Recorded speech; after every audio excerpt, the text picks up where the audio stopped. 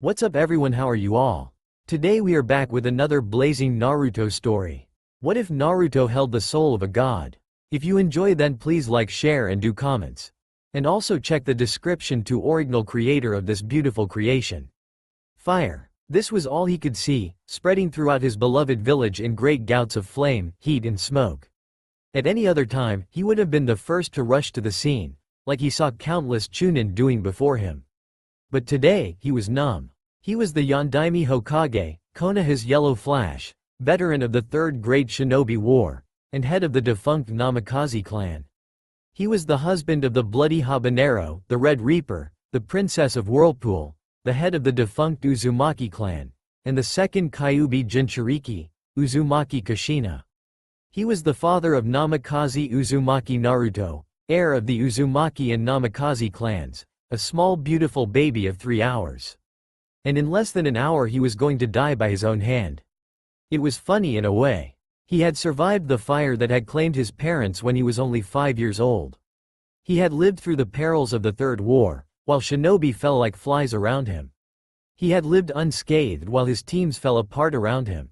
Akamichi Akihiro, dead protecting their retreat from pursuing Kusa Nen from the Shite Bridge when they were Chunin.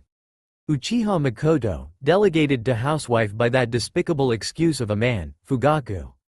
Uchiha Obito, dead, crushed under boulders in the first mission that he didn't oversee. Nohara Rin, killed by her own teammate in a mercy killing after being forcibly made a Jinchuriki time bomb.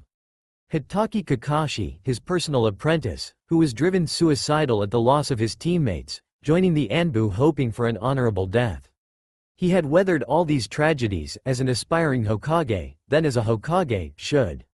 And after all that, he was going to die via committing suicide by death god, as dictated by a megalomaniac and his overgrown pet fox. If it wasn't so sad, he would laugh. He had just come back from disabling the summoning contract of the fox, and recovering his wife from the kidnapper. Now all that remained was to seal the demon into his infant son, ensuring his own death in the process. The Shinigami, summoned to seal a demon in his son, let out an unholy screech and dispersed, sealing complete. As he stood stapled to his wife's dying body by a rapidly fading chakra claw, looking over her shoulder at his child that was burdened before his time, Minato Namikaze wondered where he had gone wrong. He had said his goodbyes, and watched his wife close her beautiful violet eyes for the last time. Therefore, as he felt the last of his energy drain into the primordial entity he had summoned, he wondered. What would his son be like? Would he be a shinobi? Would he ever access the power of the beast within him? Therefore he looked at his baby boy, looking at him with those eyes that looked so like his, and whispered, "Namikaze Uzumaki Naruto, my son, the child of prophecy. I leave the world in your care. I won't say sorry for the burden I have placed on you, but remember this. I lived for my convictions, and I died for them. As my son, this is the legacy I leave for you. No matter what you do, follow your convictions, not your raw emotion. You are the nexus of this world, and whether you guide the world or cleanse it, know that your parents will always love you." Saying this, one of the strongest men in the world looked at the baby in the platform, and his wife in his arms. He then looked at the night sky illuminated with the fires from Konoha, smiled, and letting his consciousness fade, fell back and crumpled to the ground, dead. At the same time, a group of Anbu led by the Sandaime Hokage, Sarutobi Hiruzen, arrived at the scene to see their leader fall back, dragging his wife with him, with blood pouring out of their entangled bodies. The grisly tableau was completed by the crying baby, lying on an ornate platform with an elaborate design around his navel. With the Hokage dead, and the new arrivals rushing to him, no one noticed as the baby's eyes transformed from their bright blue to red with black accents, to a metallic purple, to red with slit pupils, and finally to a pure deep black before going back to the original blue. Naruto Uzumaki was small, as 4-year-olds are wont to be, unnaturally pale, with sunny blonde hair and cerulean blue eyes. He was quiet, antisocial, and not prone to showing emotions. Therefore he was definitely not looking as terrified as felt as he fled up the 21st Street at 2 a.m., followed by a mob of villagers. This was not the first time that the ever-inquisitive boy had escaped the orphanage to go exploring the streets of Konoha, but it was the first time that the villagers had caught sight of him in the attempt. He, looking at the faces of the mob and their weapons, was quickly coming to the conclusion that it was not in his best interests to get caught by the villagers that were chasing him through the streets. However, just as he was coming to this conclusion, he suddenly found himself in a cul-de-sac in the 12th district, an area on the outskirts of Konoha, where the Anbu did not patrol. Rather, this was the responsibility of the Uchiha police force, which he knew from experience would rather see him dead than alive. He was knocked out of his contemplation when a large, meaty fist hit his head with such force that he spun around, collapsed against one of the numerous 7-foot earthen walls that were found in this district of Konoha. "That'll teach the demon to run from us," shouted a burly man who was responsible for the punch, before he was hit on the head by the man next to him. "Are you mad, Osamu? You're going to bring the police here?" Osamu simply smirked. "You worry too much, Hisashi. I met Ryu on the way here. You know my ex-teammate?" The first man, Hisashi, looked confused. "The Uchiha? Yeah, so what? He works in the police now. The Uchiha are all going to be subduing a riot in the 1st district," said Osamu, smirking at the form of the boy who was trying to crawl onto his feet. His foot lashed out, and with a snap of broken bone, the boy fell again. Even over the agony of what felt like a couple of ribs breaking, Naruto kept hearing the conversation over and over in his mind. He felt numb. He knew that the Uchiha hated him, they had arrested him for vagrancy enough. But this had gone beyond harassment. They were basically throwing him to the wolves. No, not even he could forgive that. Now, until today, Naruto had been, while aloof, not a person to bear a grudge. If he did, he would be vowing the deaths of the entire village in short order. But, looking as the mob closed on him with their weapons, the boy curled up into a ball on the ground, held onto one thought. "If I survive this, the Uchiha are going to pay." He was wet. That was the first thought of Uzumaki Naruto as he woke up. He opened his eyes and noticed that he was in a sewer of some kind. The second was that if he could think, he must be alive. Great, not only did they try to kill me, they had to dump me in a freaking sewer. As the yell reverberated on the stone cave-like walls of the sewer, Naruto finally decided to look around. Then promptly let out a scream, which joined his earlier yell in echoing around the sewer. The reason for his yell was quite simple. A scant few feet in front of him, lying on its belly and floating in the water, was his body. It was mangled, with new wounds appearing as if invisible knives were cutting into it. The older wounds were continuously closing with flashes of reddish, bubbling chakra. It was distinctly creepy, like watching a torture session with invisible torturers. Slowly, Naruto knelt beside his clone that looked near death, and tried to wake him up. "Hey you, wake you, ah!" Suddenly the whole world was spinning, and then he was in pain. He opened one blood-crusted eye just to see the outline of an enormous man plunging a kunai straight at it. He let out a gurgle, and then the pain made itself felt. He felt his back arching, a scream tore itself from his throat, and awareness left him once more. Drip, drip. This time, it was the sound of continuously dripping water that woke Naruto from his unconsciousness. As he woke up, Naruto could not help the sense of déjà vu that gripped him. Slowly opening his eyes, he found himself back in the odd sewer. There was even his body in the water, but now it was on its back, with the strange red chakra stitching together the left eye and most of his face. He pondered, that wound looks just like the one. Holy shit. In a sudden panic, Naruto leapt backwards, tripping and landing in the tepid water in the process, as he stared in wide-eyed shock at the figure in the water. Then, getting over his shock and disorientation, he started examining the body with detached interest. "I remember getting cut across the thigh in the same spot as that gash, and the stab wound in the face is in the same spot that the man stabbed me in," noticed Naruto. "How odd. I don't have any of the wounds here, but I clearly got them," he pondered. "The only way this body has the wounds and I don't is that it merely shows the state of my body, in which case they won't show on my current body as this is just how I think of myself. That means that this body is also a mere mental construct, so this place would be. So this is my mindscape, huh? Yes, and it took you long enough to come here, Godling." The voice was calm yet turbulent, melodic and yet monotonous, rough yet soft.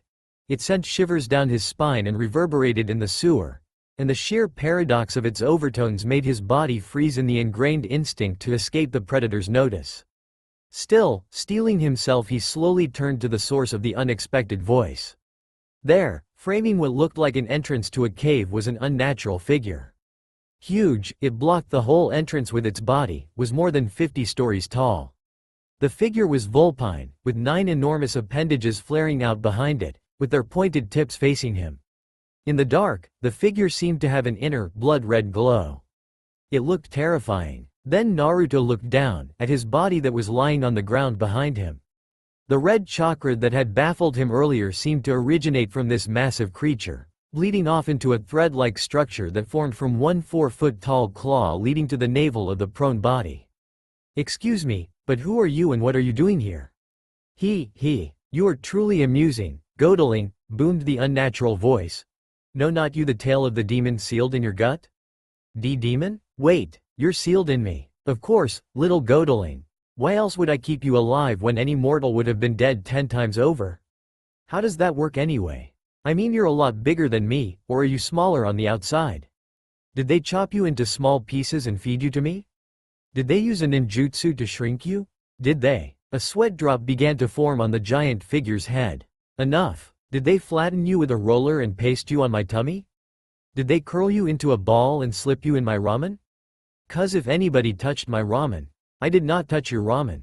The figure roared, continuing in an undertone, disgusting salty slop that it is. Oh, as long as you didn't touch the ramen. And don't insult the ramen gods. There are no ramen gods.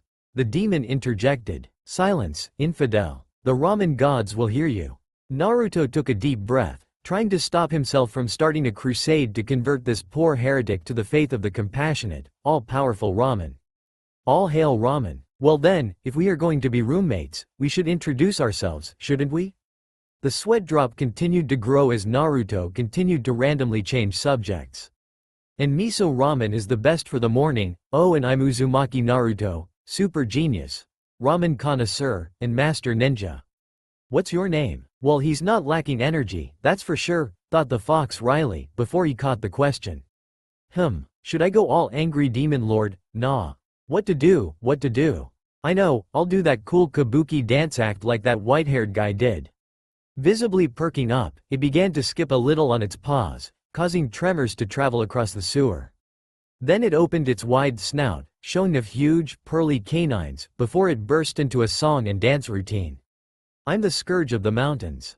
The walking disaster. If ever I'm around, the world needs a plaster. I'm the red fang of fury. The undoubted best. My food calls me Kyuubi. But I'm Kurama to the rest. Finishing off the last verse, the newly named Kurama struck a pose, with one paw pointing at itself and its huge head pointing upwards. Naruto's sweat dropped. Excuse me, Kurama-san, are you sure you're okay? Naruto could not be sure because of the dim lighting, but to him, it looked like the giant fox was sulking. Nobody said that when that toad freak did it. Humph. He shook his head to rid himself of stray thoughts. I thought you were dead. The Yondaime killed you. Suddenly looking at the fox out of the corner of the eye, his eyes widened and he scrambled back in a hurry. Are you a GG ghost? Kurama's eye twitched. He faces me without fear but he's afraid of ghosts? Quote. Then Kurama caught onto his own last thought. The Prince of Souls is afraid of ghosts. Oh, this is going to be fun. Godeling, I am immortal. Beings like me cannot be killed. The fox looked at the boy along its long snout, condescendingly. Surely you knew that? I am primordial, and a fragmental deity by way of the Jubi, just like you are a fragmental deity by way of the Shinigami. What you have to understand, Godeling, is that we are conceptual beings. You and I was there in a form when the world started, and I shall be there when the world ends. Wow, Naruto exhaled, enthralled with the tale, when he processed the rest of the sentence. Wait, what? What do you mean, you and me? What about the Shinigami? And why do you keep calling me Godeling? Caught onto that, did you? Well, you are a fellow deity, and an extremely young one. Oh great Prince of Souls! Exclaimed the fox, grinning toothily all the while. It would be improper otherwise, wouldn't it? What do you mean? I mean, I'm not. You're joking, aren't you? I see you are ignorant of the great heritage you are now a part of. What to do, indeed. Nay Kurama, why did you call me Prince of Souls? Well, Godeling, on the day that I was sealed in you by the Shinigami, something went wrong with the process.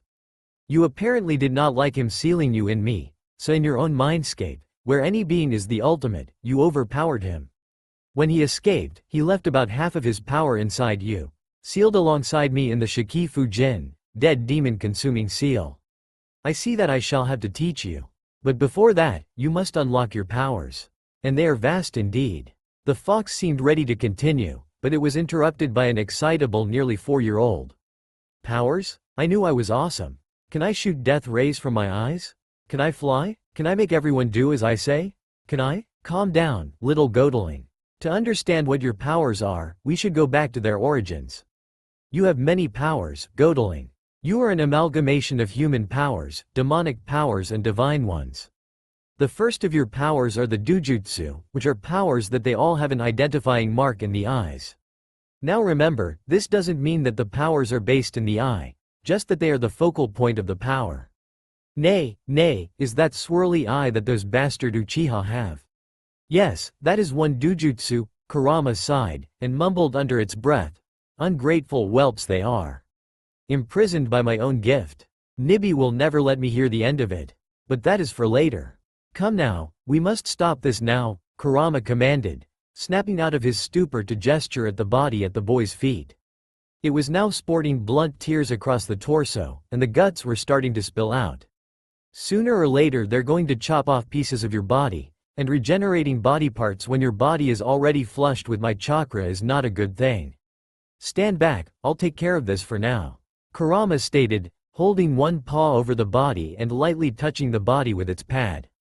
Then he seemed to slump, his eyes clouded. Man, I wish I could see what's going on, muttered Naruto, staring at the currently comatose fox with wonder. Therefore he let out a surprised yelp when a mirror appeared in midair near him and Kurama's voice echoed from the walls. Use that. Naruto stared at the mirror with wonder. It seemed to show the world with his eyes. Kurama was having the time of his life. Finally, he was going to get some payback for the behavior towards his container and fellow immortal. When he came to in the body of Naruto, the villagers had apparently decided that carving him like a Christmas turkey was not enough, as they were lighting a pyre. Kurama grinned.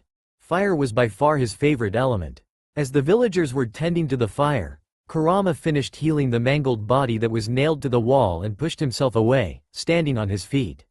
Then, a far too wide grin splitting his face, he looked at the villagers and said, "Boo." The villagers were ecstatic. They had finally caught the demon that threatened their existence daily, and it was finally going to die, in the same element that the monster was born from even. The Anbu weren't nearby to stop them, the Uchiha were actively helping them, and the old Hokage wouldn't even know until the demon was dead. By tomorrow they would be heroes in the village. Then they heard it, a whisper, hardly audible over the breeze, but carrying such a promise of violence that they felt faint. The power, bearing upon them, was immense.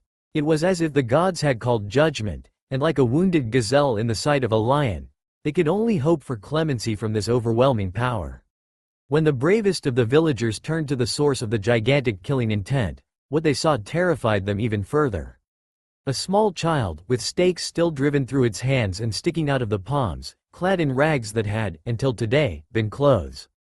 A child with a torn open abdomen, bits of intestine threatening to fall out, visibly sealing itself shut. A child with thick whisker-like markings across both cheeks, with an obvious scar through one eye that was rapidly fading into nothingness. A child with glaring, crimson eyes that gave the impression that they dissected your soul, and judged you unworthy. This was not a child. The figure was wreathed in a caustic-looking, crimson, bubbly chakra. Its surroundings were dying, trees turning yellow, grass drying. Above its head a silhouette of a fox with many tails was visible, each tail moving independently of the others in a hypnotic movement, mesmerizing the observer. It was quick. One moment, they were staring in horror at the hellish apparition before them, and in the next, all except one of them were caught in the flames of their own bonfire. The flames now colored an ethereal blue. Idly observing the villagers' burning screams, Kurama turned his attention to the sole villager unharmed by the flames that were roasting the others alive. "Hello, mortal. Osamu, was it? I am the Kyuubi, and I would say nice to meet you, but it's not, nay?" Osamu merely looked back at his monster from hell that had appeared before him. The air was filled with the smell of burning flesh, and the dying screeches of humans burning to death. A particularly loud shriek made him flinch, and the monster in front of him looked amused. Ah, yes, the barbecue is coming along nicely, isn't it? Kurama inquired sarcastically, inwardly quite pleased at the look of utter terror on the man's features. Know this, you pitiful creature. The only reason I intervened was that young Naruto is not quite ready to ascend yet, and a forced ascension leads to quite uncontrollable powers, as I'm sure you understand? Kurama stated, mockingly. Monster, Osamu accused, still in shock, staring between the burning corpses of his co-conspirators and the demented creature in front of him. Let me explain it so that even a fool like you can understand. Kurama growled. If I had not intervened, Naruto's divine powers would be awakened now, and the whole of Konoha would be home to corpses. You have no idea of the folly you almost committed, do you? Now I would personally prefer that scenario, but as he still entertains some form of attachment to the village. Then it, for no such monster could be a he, gave him a fanged grin through bloody teeth, with the fox silhouette above it echoing it eerily. Then one of the tails became corporeal, with stiff, needle-like fur tapering to a point. The tail drew back, and started smoking, with a fiery aura surrounding it, and halted. Then the demon looked him in the eye, and growled, "Today, your village survived only because of my compassion and his love. Something to think about in the afterlife." Then the tail flashed forward. As he watched the tail approach his chest, tear through the skin and muscle and pierce his heart, Osamu couldn't help but wonder. Was this what an ant felt like when facing a human? As the last of the mob died, Kurama scoffed, and manipulating the fire in the half-built pyre, burnt the bodies in a flash of heat and light, leaving behind only a fine ash that scattered in the wind. Afterwards, Kurama, yet again using his fire manipulation ability, seemingly created a wall of flame, and walking through it, emerged from the naked candle flame in Naruto's dorm in the orphanage. Later, when the shock of the immediate events had subsided, Naruto would wonder how much ability in fire manipulation it would take to fulfill such a task, seemingly effortlessly. Currently, he was too overwhelmed to think of anything other than the oblivion of sleep. Maybe this mess would make sense in the morning. Oh, man, that was some dream, thought Naruto, as he got up on the day after the mobbing. As if I had that much luck. He had just traipsed into the bathroom to begin his early morning rituals when he heard an amused voice in his head. "Good morning, Godeling. Why so pessimistic in the morning?" Naruto stopped dead in his tracks. Who said that? A couple of kids lounging in the dorm looked up. One of them, a relatively burly 10-year-old, saw who asked and sneered at him. "No one talks to you, loony. Go away." As if I was going to talk to an idiot anyway. Bloody sheep, one of these days. Grumbling under his breath, Naruto turned away. Let it never be said that Uzumaki Naruto was a morning person. "Hey kid, don't say you forgot me already? It's me, Kurama. I'm in your head, remember?" Kurama asked, amused at the boy. Naruto shrieked. Ignoring the slightly alarmed looks thrown his way, he murmured, "Kurama, you're real?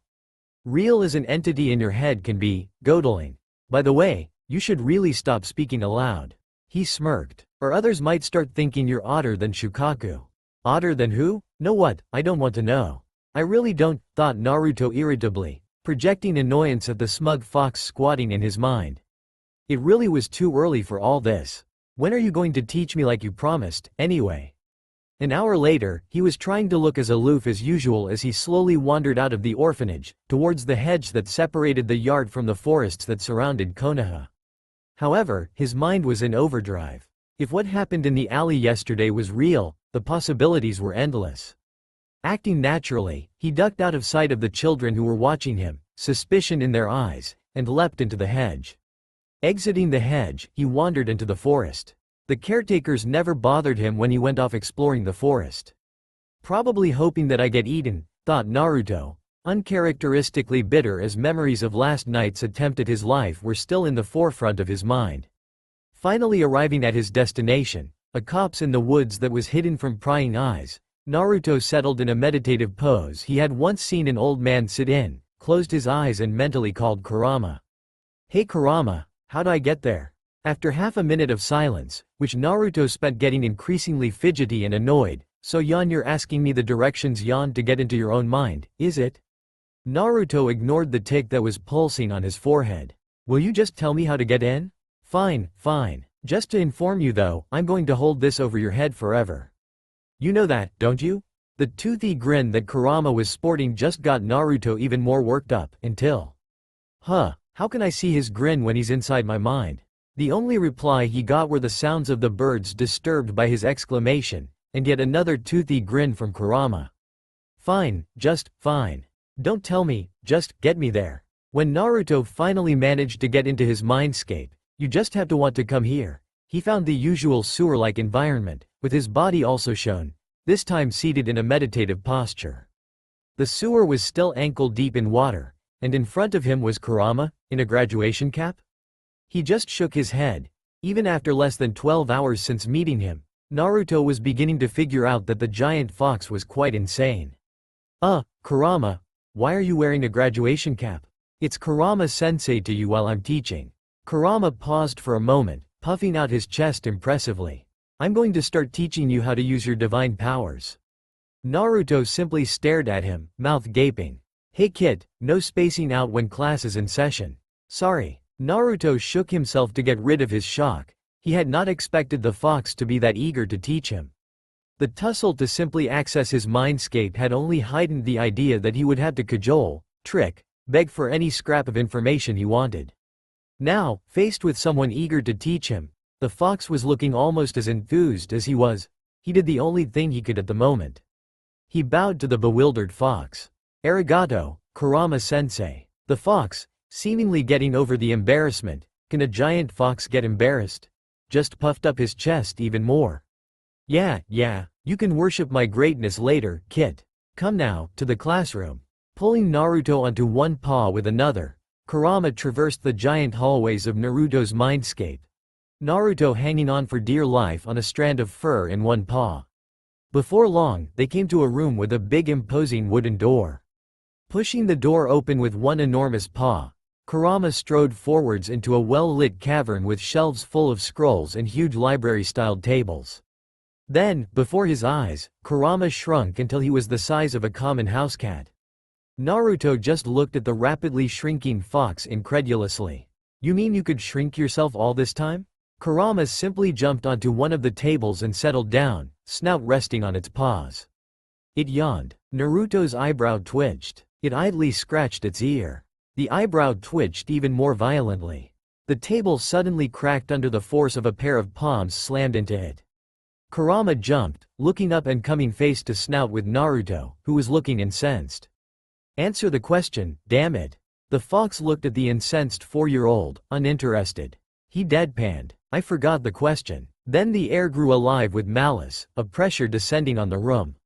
And Godeling, never talk to me that way again. Understood? Cowed. Naruto nodded fearfully. In an instant, the pressure disappeared, leaving Naruto slumped in his chair, gasping for breath. Now that we've established our roles in this exercise, we'll get to what I'm going to teach you. Kurama was once again acting like nothing had happened, with even the graduate cap back on his head. You mean all that was growling? A test? Asked Naruto, bewildered by the sudden change. In one word, yes. Now, until you're 11 years old, that is the year of your graduation from the Ninja Academy, you are going to be actively under my teaching regime. You are going to activate all your powers intentionally away from life-threatening situations. You're going to have your first kill in controlled conditions under my tutelage. You are going to learn your human, divine, and demonic powers. By the time I'm finished with you, you will, theoretically at least, be able to hold off a low S-class ninja indefinitely, using only your special powers. But during this same time period, I own you. I tell you not to fight, you do not fight. I tell you not to use a specific power, you do not use it. Is this clear? So started the studies of Uzumaki Naruto. Every morning, Naruto would wake up, rush through the morning rituals, and have a quick breakfast before sneaking off to the cops to start his lessons. Naruto found Kurama an attentive teacher and a meticulous one, not starting a new lesson until he could answer any question based on the subject matter. For the first 3 months, they studied the history of the elemental nations and the primary divine and demonic entities present. By the end of the time period, Naruto was able to, successfully, name all the active divine entities and demonic entities in the elemental countries along with their domains.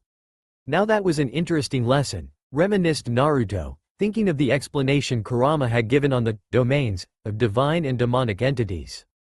Flashback. Kurama, What does this mean, domains of the Yami? Naruto asked, peering at the now horse-sized fox lazing on the floor of the classroom. I was wondering when you were going to ask that. Put that scroll away, you are going to want give this your complete attention. Clearing his throat, Kurama sat up and adopted a rare serious expression, before starting to speak. Now Naruto, can you remember what I called our kind on the day that I met you for the first time?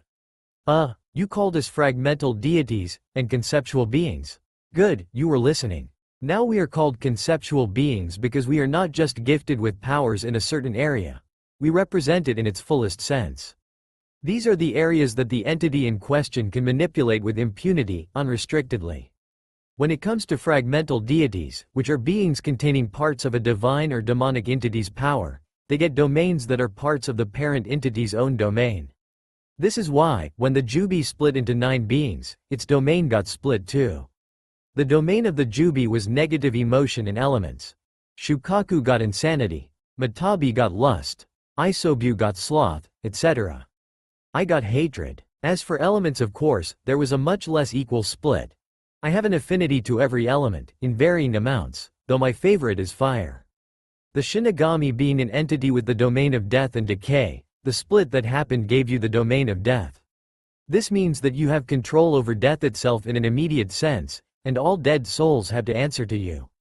This also means that you will, in the future, have to work with the Izanami, goddess of creation and death, as all beings that have reached the underworld are her domain. End flashback. As he brushed his teeth, Naruto was mentally cheering his head off. Kurama had promised to teach him about his powers after the history phase and chakra contact phase of his education was over. Now that he was able to correctly name all the gods, demons and humans that took part in the Shinju War that took place 1,000 years ago, and could draw up his chakra at will, Kurama had declared that he was going to unlock his Sharingan today. As the most human of his bloodline abilities, and the most useful at this stage, it had been decided that it would be the first ability to be unlocked. Finally finished with breakfast, Naruto slipped off as usual, to his training ground of choice, the hidden copse in the woods. By now, Naruto's new schedule was known to everybody in the orphanage, and contrary to his fears, it had not caused a negative reaction. The demon brat leaving civilization for the day was considered a blessing by everyone involved. Indeed, he had heard one of the caretakers whispering to another, in a not-so-quiet voice, that the demon had finally learned that it was not wanted among civilized people. Therefore, when he entered the forest after breakfast, nobody considered it in any way odd. As soon as he entered his mindscape, Naruto was excited beyond imagining. Kurama had managed to curb some of that restless behavior with 3 months of endless studying, but the excitable boy was never below the surface. When he ran into the classroom, as he called the chamber they studied in, he found that Kurama was already waiting for him, today about the size of a tiger. Though he never again quite reached the 50 stories high monstrous size from before, he had realized long ago that it was a pastime of Kurama to change his size. When he reached Kurama, the fox merely gave him a look and started walking. That meant that he was quite concerned. Naruto had had ample time to identify Kurama's mannerisms. So Kurama, how are we going to do this? That you will, regrettably, have to figure out on your own. Remember, these powers, even the lowest of them, do not appear without cost. For an Uchiha to reach the level of the Sharingan that you are going to obtain, they would have to experience a near-death situation and then grieve over killing your best friend, in that order and perhaps multiple times. What? Naruto exclaimed, staring, shocked, at Kurama. Don't worry. Those tributes are waived as far as you're concerned. After all, if the one who made the Sharingan can't get you a waiver, who can? Jaw-dropping even further at that revelation, Naruto stopped and stared at Kurama. You created the Sharingan? Kurama looked over the shoulder at him with an undecipherable expression on his face and sighed. Yes, to my eternal shame. He sighed again. Come, little Godling, I will tell you how the Sharingan came to be, and the reason for my reticence to allow you to use it. He looked at Naruto and quietly murmured. In fact, sometimes I wish I didn't give it to you at all. What? Why would you say that? I mean, the swirly eyes look kind of scary, but I heard that they can see into the future. And they can, to a certain extent. The problem is that the Sharingan is a parasitic bloodline in that it consumes something of the user in order to function. What, do you mean it'll eat me? Kurama stared at Naruto. I didn't say that it eats, Naruto. It simply needs something to function in the same way that a candle needs wax, or a jutsu needs chakra, or a summoning needs blood. For the Sharingan, however, the fuel is hatred. Remember when I said I designed it? Obviously I had to work in my domain. Simple creation is Izanagi's realm. However, since it works with hatred and fire, both which are volatile and hard to control, it makes the users prone to psychotic breaks, random insanity, and causes a lack of emotions. This is why I decided to let you unlock it so early. It gives me ample time to train you in countering its effects. Of course the Rinnegan counters its effects, but it is unclear to what extent. This is why you will have to work extra hard these coming months. Naruto opened his mouth to ask what he meant by that. He was already studying 14 hours a day. But before the question left his mouth, they arrived at their destination, and his jaw fell open. He seemed to be doing that a lot today, he wondered idly, as he stared at the mammoth structure in front of him. Like all structures in his mindscape, this building within a building was also huge. However, that is where the similarities ended. The building was built on an elevated platform inside an enormous cavern, so high that the ceiling was out of sight, and as wide as the Colosseum. The inner building was made of some sort of golden crystal that shone with an inner light. Through the open doorway you could see a giant hallway. Naruto slowly entered the door, idly noting that Kurama kept a tail in contact with his wrist when crossing the doorway, and stared. The walls were all of the same golden crystal, and the walls were adorned with countless engravings of wars, sickness and other forms of death. The floors were obsidian, polished to a mirror shine. Come, the room is this way, Kurama called out, gesturing to an open door at the end of the hallway. Kurama, just what is this place? This is a core of your soul, so to speak, when stripped of all the emotions and hurt it is buried under. Naruto was struck speechless at the answer. Wordlessly nodding, he quietly made his way to the door Kurama pointed at. Beyond the door was a triangular room. It was completely devoid of furniture or the murals that adorned the hall, but it had a strange arrangement of pillars jutting out from the floor. The outermost set was a group of 3, each facing one wall. The one facing him was a simple 3-sided pillar made of a form of pink crystal, while the one on the left was in the shape of a plant and made of old, gnarled wood, and the one on the right appeared to be foxtail made out of a dark red stone. Beyond the 3 pillars stood a fence made of light blue metallic chains, each ending with a spiked tip. And in the center of the room, encircled by the fence, stood a huge statue of a pair of hands entwining upon themselves in a helix, with the hands extended to the ceiling. It was made of the same obsidian as the rest of the floor. In fact, it seemed to sprout from it without any clear boundary.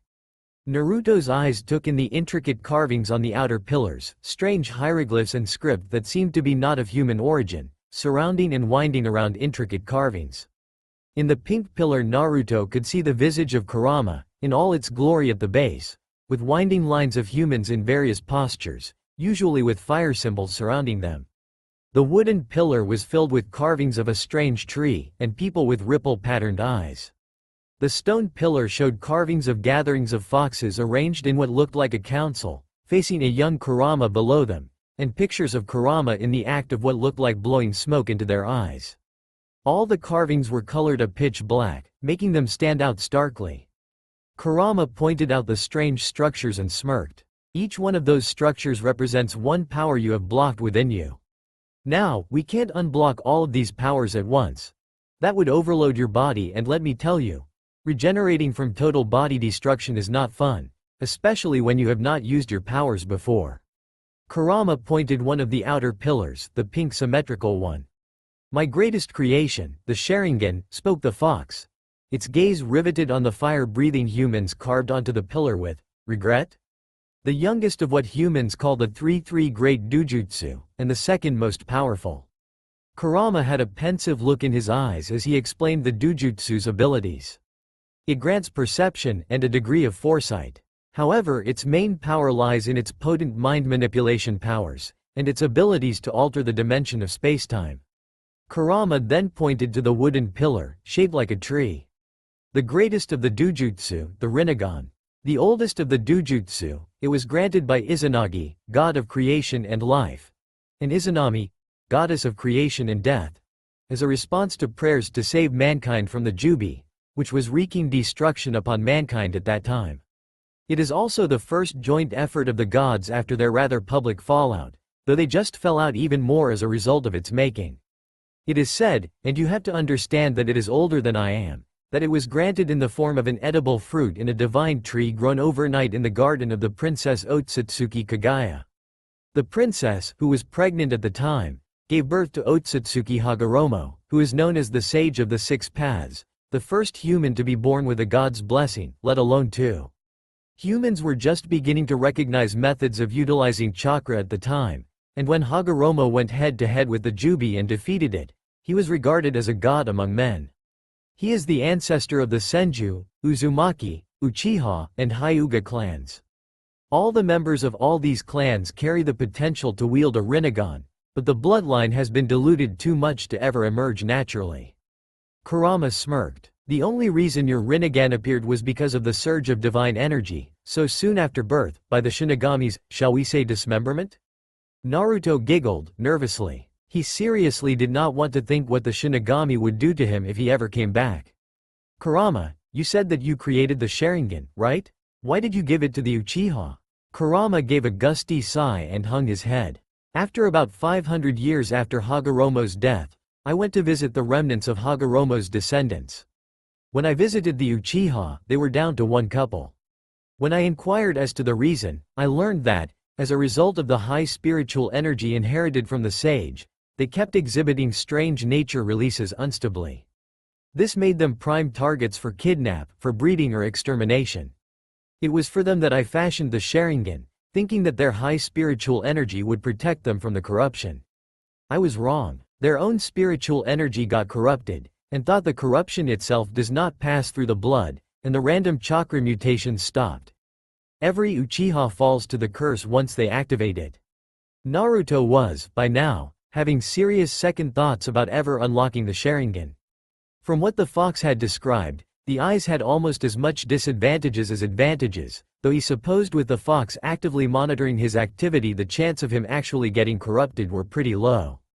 Walking around the structures, they came to the red stone foxtail-shaped pillar. Looking at Kurama for an explanation, Naruto was surprised to see a wide grin on the fox's face that, on Kurama's wide snout, looked quite scary. Ah, yes. This, Godeling, is a dojutsu that was specifically created for non-human use by yours truly. Naruto stared, astonished. What do you mean non-human? Who else uses jutsu? Kurama simply gave him a look, as if asking if was that dumb. Remember the lesson on summons, Kit? And then Naruto remembered. Flashback. Now Kit, around the Third Celestial War, there were a group of demons with high spiritual power but relatively low ability, who grew tired of the constant wars between demons and gods.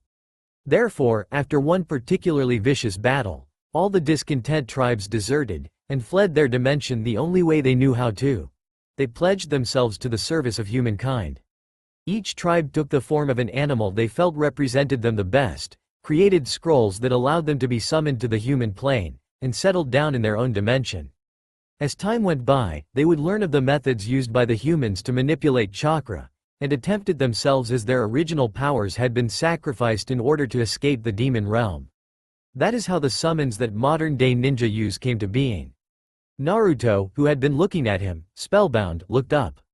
So summons are demons? Kurama looked like he had anticipated the question.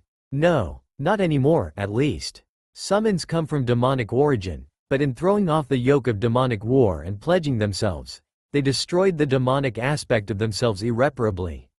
They grow, age, and die like humans and live their lives occasionally helping humans in their battles, and meditating on their lives to strengthen their spiritual core otherwise. End flashback. Naruto looked at Kurama with contemplative eyes. He was not sure how to take this particular piece of information. So you made this for a summon? Why? I made this for the fox summons, as a favor for Inari, the lord of foxes. It was to ingratiate myself with the god, as the sage, in all his heavenly wisdom, made me in the form of a fox. I think it was to serve as a form of leash for me, as by having a fox as part of my concept made me a part of his domain. If I ever went out of control, Inari was contractually obliged to interfere. Naruto was intrigued at the possibilities shown by that sentence. Is it true for all gods?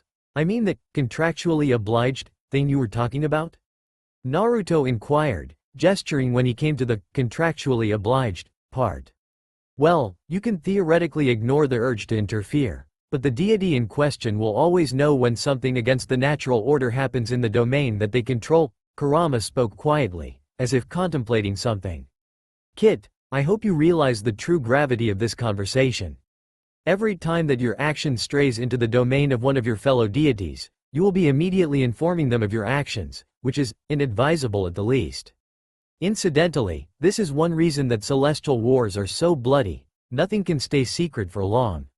The fox looked oddly solemn at that, making Naruto wonder as to what had actually happened, before he gave a start, appearing as if coming out of its contemplation, and spoke with a tone of forced cheerfulness. Well, we've strayed from the topic quite a bit, haven't we? Naruto merely narrowed his eyes at the fox, more than aware of the change of topic. After a moment of looking at the fox though, who was looking remarkably unconcerned, he decided to leave that specific topic alone, for now. Time to lead this conversation to safer waters. So, what are the powers of the, what do you call this anyway? Kurama looked almost amused at the question. Summons do not name everything the way you humans do. Kurama chuckled, though I suppose you can call it the Kitsunegan if you wish. These eyes are the antithesis of the Sharingan. I actually had to call in a favor from Uzume, goddess of dawn and revelry, in order to craft it.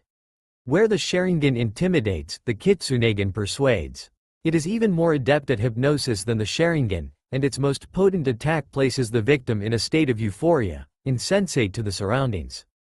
Then, to the horror of Naruto, Kurama gave a teasing grin.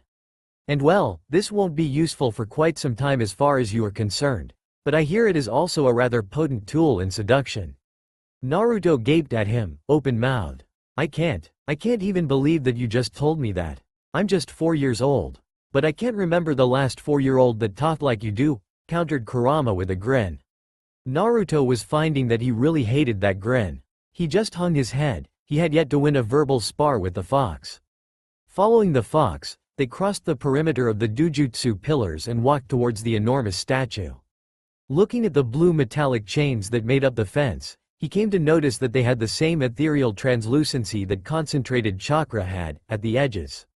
Looking at Kurama for an explanation, he noticed the crestfallen look on his face. Nay Kurama, what do these represent?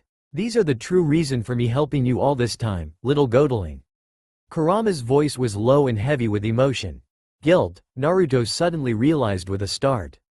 Like many old bloodlines, the Uzumaki had links to many different deities over time. However, this particular bloodline was jealously preserved in the direct line of inheritance, and you are, as of now, the only person with his blood in their veins. Especially now that the deity in question is not there to sire more progeny. It is not a coincidence, Naruto. Kurama seemed to stress his name, as if he was supposed to mean something. That all main family Uzumaki had names connected, however distantly, to the Yamata no Orochi legend, as they call it now. Your mother's name was Kushina, as in Kushinadaheim, as I told you, and your name means maelstrom. Naruto merely looked at him, confused and a bit exasperated. Honestly, wasn't he related to enough gods already? Kurama seemed to sigh. I hoped you would have picked up what I was trying to imply. He seemed to sag a little, obviously not relishing the topic. You are the 23rd in an unbroken line that started with Susanoo, the god of sea and storms, and Kushinadaheim. These chains were one of his main weapons, so he gave a facsimile of his power to his descendants, along with a love for anarchy that seems to have bred true, right down to this generation. He was quick to anger, fun-loving, an incurable pervert, my comrade at arms, and my best friend. Kurama's voice shook at the end, and he was not looking at Naruto at all. Naruto kept looking at Kurama, silently prompting him to continue. He sacrificed his existence for me at the Preta invasion of the human realm, around 400 years ago. We were fighting back to back as sworn protectors of the human realm, along with the summons and other minor gods, when he gave his essence in a suicidal charge. Amaterasu absorbed his shell like Tsukiyomi absorbed the Jubis. They had to in order to challenge the first gods, as we call them. Kurama looked at Naruto's face, still locked in a confused frown. Izanagi and Izanami, you learned about this, Naruto, he breathed out, annoyed. Honestly. Anyway, these are chakra chains, and they are especially adept at inhibiting chakra flow. Anybody wrapped in a coil of these chains will have trouble even calling up their chakra. They can also break apart most chakra-based barriers and provide a nigh impregnable defense. And now we come to the star of the show, the power that, when unlocked, will cause you ascension to true divinity, the powers of the Shinigami. You were lucky that you had Susanoo's chains, as they have kept the enormous power at bay, but that will likely not last long if you activate the chakra chain ability. Look at the statue carefully. And Naruto looked. When looking at the statue intently, he could just barely make out tiny golden veins along the obsidian stone statue. Following the veins downwards brought him to the base of the statue, where the veins continued until it met the fence of chakra chains. Though some veins still continued beyond the fence, most were stopped at the line. It seemed that Kurama was telling the truth. The chakra chains had stopped the contamination quite effectively. Still, the contamination is rapid enough that within 2 to 3 years you should begin to see undead souls near you. Anyway, that is a concern for later. Now, it is time to do what we came here to do. Naruto looked at the pink pillar facing the entrance, twinkling innocently in the muted light of the crystal walls, and gulped. Now Kit, carefully place both hands on the top of the pillar, so that both palms are pressed to the pillar but you are not exerting any force on it. Naruto did as instructed, though he was currently very hesitant about actually going through with the procedure. What the hell, it's not like I have anything to lose, and Kurama will pull me out of it if it's hopeless. Naruto tried to reassure himself, but that did not make something attempting to warp his mind any more appealing. Alright Kurama, what next? Try reaching out to it with your thoughts. Command it to yield its secrets to you. Kurama's voice was tight. He seemed to just as on edge about the Sharingan as Naruto was. Watching Kurama so wound up about his own creations strangely eased the squirming knot in his stomach, he found. Taking a deep breath and rebuking his thoughts. Just how can I breathe in my mind? Stop your philosophical ramblings, damn you. He slowly reached out to the pillar, feeling slightly foolish for trying to telepathically communicate with a crystal pillar. Then the whole world paused. An unnatural stillness descended on the room, and the crystal seemed to pulse with light. The crystal began to smoke, releasing a fine blood-red smoke, mixed with pitch-black particles. Then a pulse, originating from the pillar, spread through the room. The air grew thick and the smoke that once was a pillar began to swirl erratically around a point around 3 feet in front of his head. The smoke was swirling, shimmering, coalescing to form an intricately designed circle that was as tall as he was, with its center at eye level with him. It looked like a caricature of a single eye, but it looked wrong. The smoke was tinted bright red in the area of the iris, and it had 3 pitch-black tribal markings that originated from a ring of the same color surrounding the pupil. The markings were identical, a 3-pronged line that resembled the antler of a stag, with a curved sickle protruding from the sphere at the end of the tallest prong, curving anti-clockwise. As the swirling of the smoke ceased, a dark crimson mist started issuing from the pupil, swirling in a cone that spanned around 6 feet in diameter. He had not time to react. Before he could do any more than squawk in surprise, the blood-red mist enveloped him.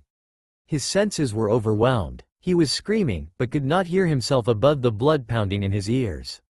His eyes could only see crimson. His skin was getting sticky, the warm liquid in the mist sticking to it. His nose was plagued by the overwhelming smell of iron. This is blood, he realized with increasing horror. Suddenly he was lifted off his mist, carried into the mist in dizzying circles. His feet were being dipped in a sticky, cold liquid. And just as suddenly as he had started, he was no longer spinning, but getting sucked into the liquid his legs were now encased in. Looking down, he could barely make out that he was encased in a pitch-black circle of something, not quite liquid, not quite gas, slowly pulling him in. The mist was lessening now. Looking around for clues as to where he was, he could barely make out that the circle he was getting sucked into was surrounded by a larger red circle with tribal markings. He was getting sucked into the Sharingan. His throat too sore to call for help, he looked back, hoping Kurama would stop this, but the mist still swirled around him. Finally, the blood mist faded when he was encased until his neck in the cold, oh so cold, substance. Looking to Kurama for help, he saw the fox calmly observing him from the entrance, before he gave Naruto a mocking grin and left the room. Naruto opened his mouth to scream when, with a final tug, he was finally pulled wholly into the abyss, and darkness closed on him. He could have spent anywhere between a second and eternity, and here. Time did not seem to flow in this space. In the absence of actual stimuli, his mind was making phantom signals, or so he hoped. He kept seeing phantom creatures emerge from the darkness only to disappear when he concentrated on them, feeling strange things snaking their way across his body. The stimuli suddenly stopped. Where there earlier was a lack of any discernible feeling, the quiet was pregnant with suspense, as if the very air, if there was any, was waiting for something to happen. Then came the memories. All of a sudden, with an agonizing pain. Memories of past abuse. He was reliving all the tortuous memories with crystal clarity and excruciating detail. The constant murmur behind him of villagers as they're whispered about the demon, the curses that the wizened old man across the street spat at him, the beatings that punctuated his every attempt at making friends, the punishments he got for corrupting good children with his demon filth, the hateful glares of the people passing by as he looked at the street from the gate of the orphanage. Every minute detail of all the abuse he had endured in his short life were coming back. And whereas he would normally be apathetic to the abuse, this time they ripped through the barriers he had made growing up. Each curse was like an arrow to the heart, kindling the small flame of hatred that Naruto had, deep in his subconscious, held against his persecutors. As he watched the memories over and over again, he was starting to wonder. Why should I spare them from my wrath? At the very moment he asked this question in his mind, the blackness paused, and then cracked. And all of a sudden he could feel again. The sensory input was overwhelming, the abrupt change forcing him to his knees, clutching his head. Then came the disorientation, and his stomach churned uncomfortably. He was feeling faint. All in all, it took about 10 minutes before he could attempt getting up without risking losing the contents of his stomach. Wary of his stomach, he got up to see that he was in the main street in Konoha, just in front of the Hokage Tower. The villagers were walking by, totally oblivious to him standing in the middle of the street. Wondering at the indifference, he looked at himself to figure out what was different, only to stare in surprise. The first thing he noticed was that he was tall. While he was usually the average 3 feet that a 3-year-old be, now he was at least 6 feet tall. He was wearing a blood-red cloak, covering what looked like a regulation Anbu uniform. He was just admiring the detailed embroidery on the hem of the cloak when the world pulsed. He was suddenly aware of the stares he was getting. He looked at the sources of the staring, sneering at the fools staring at him with horror, fear, subservience.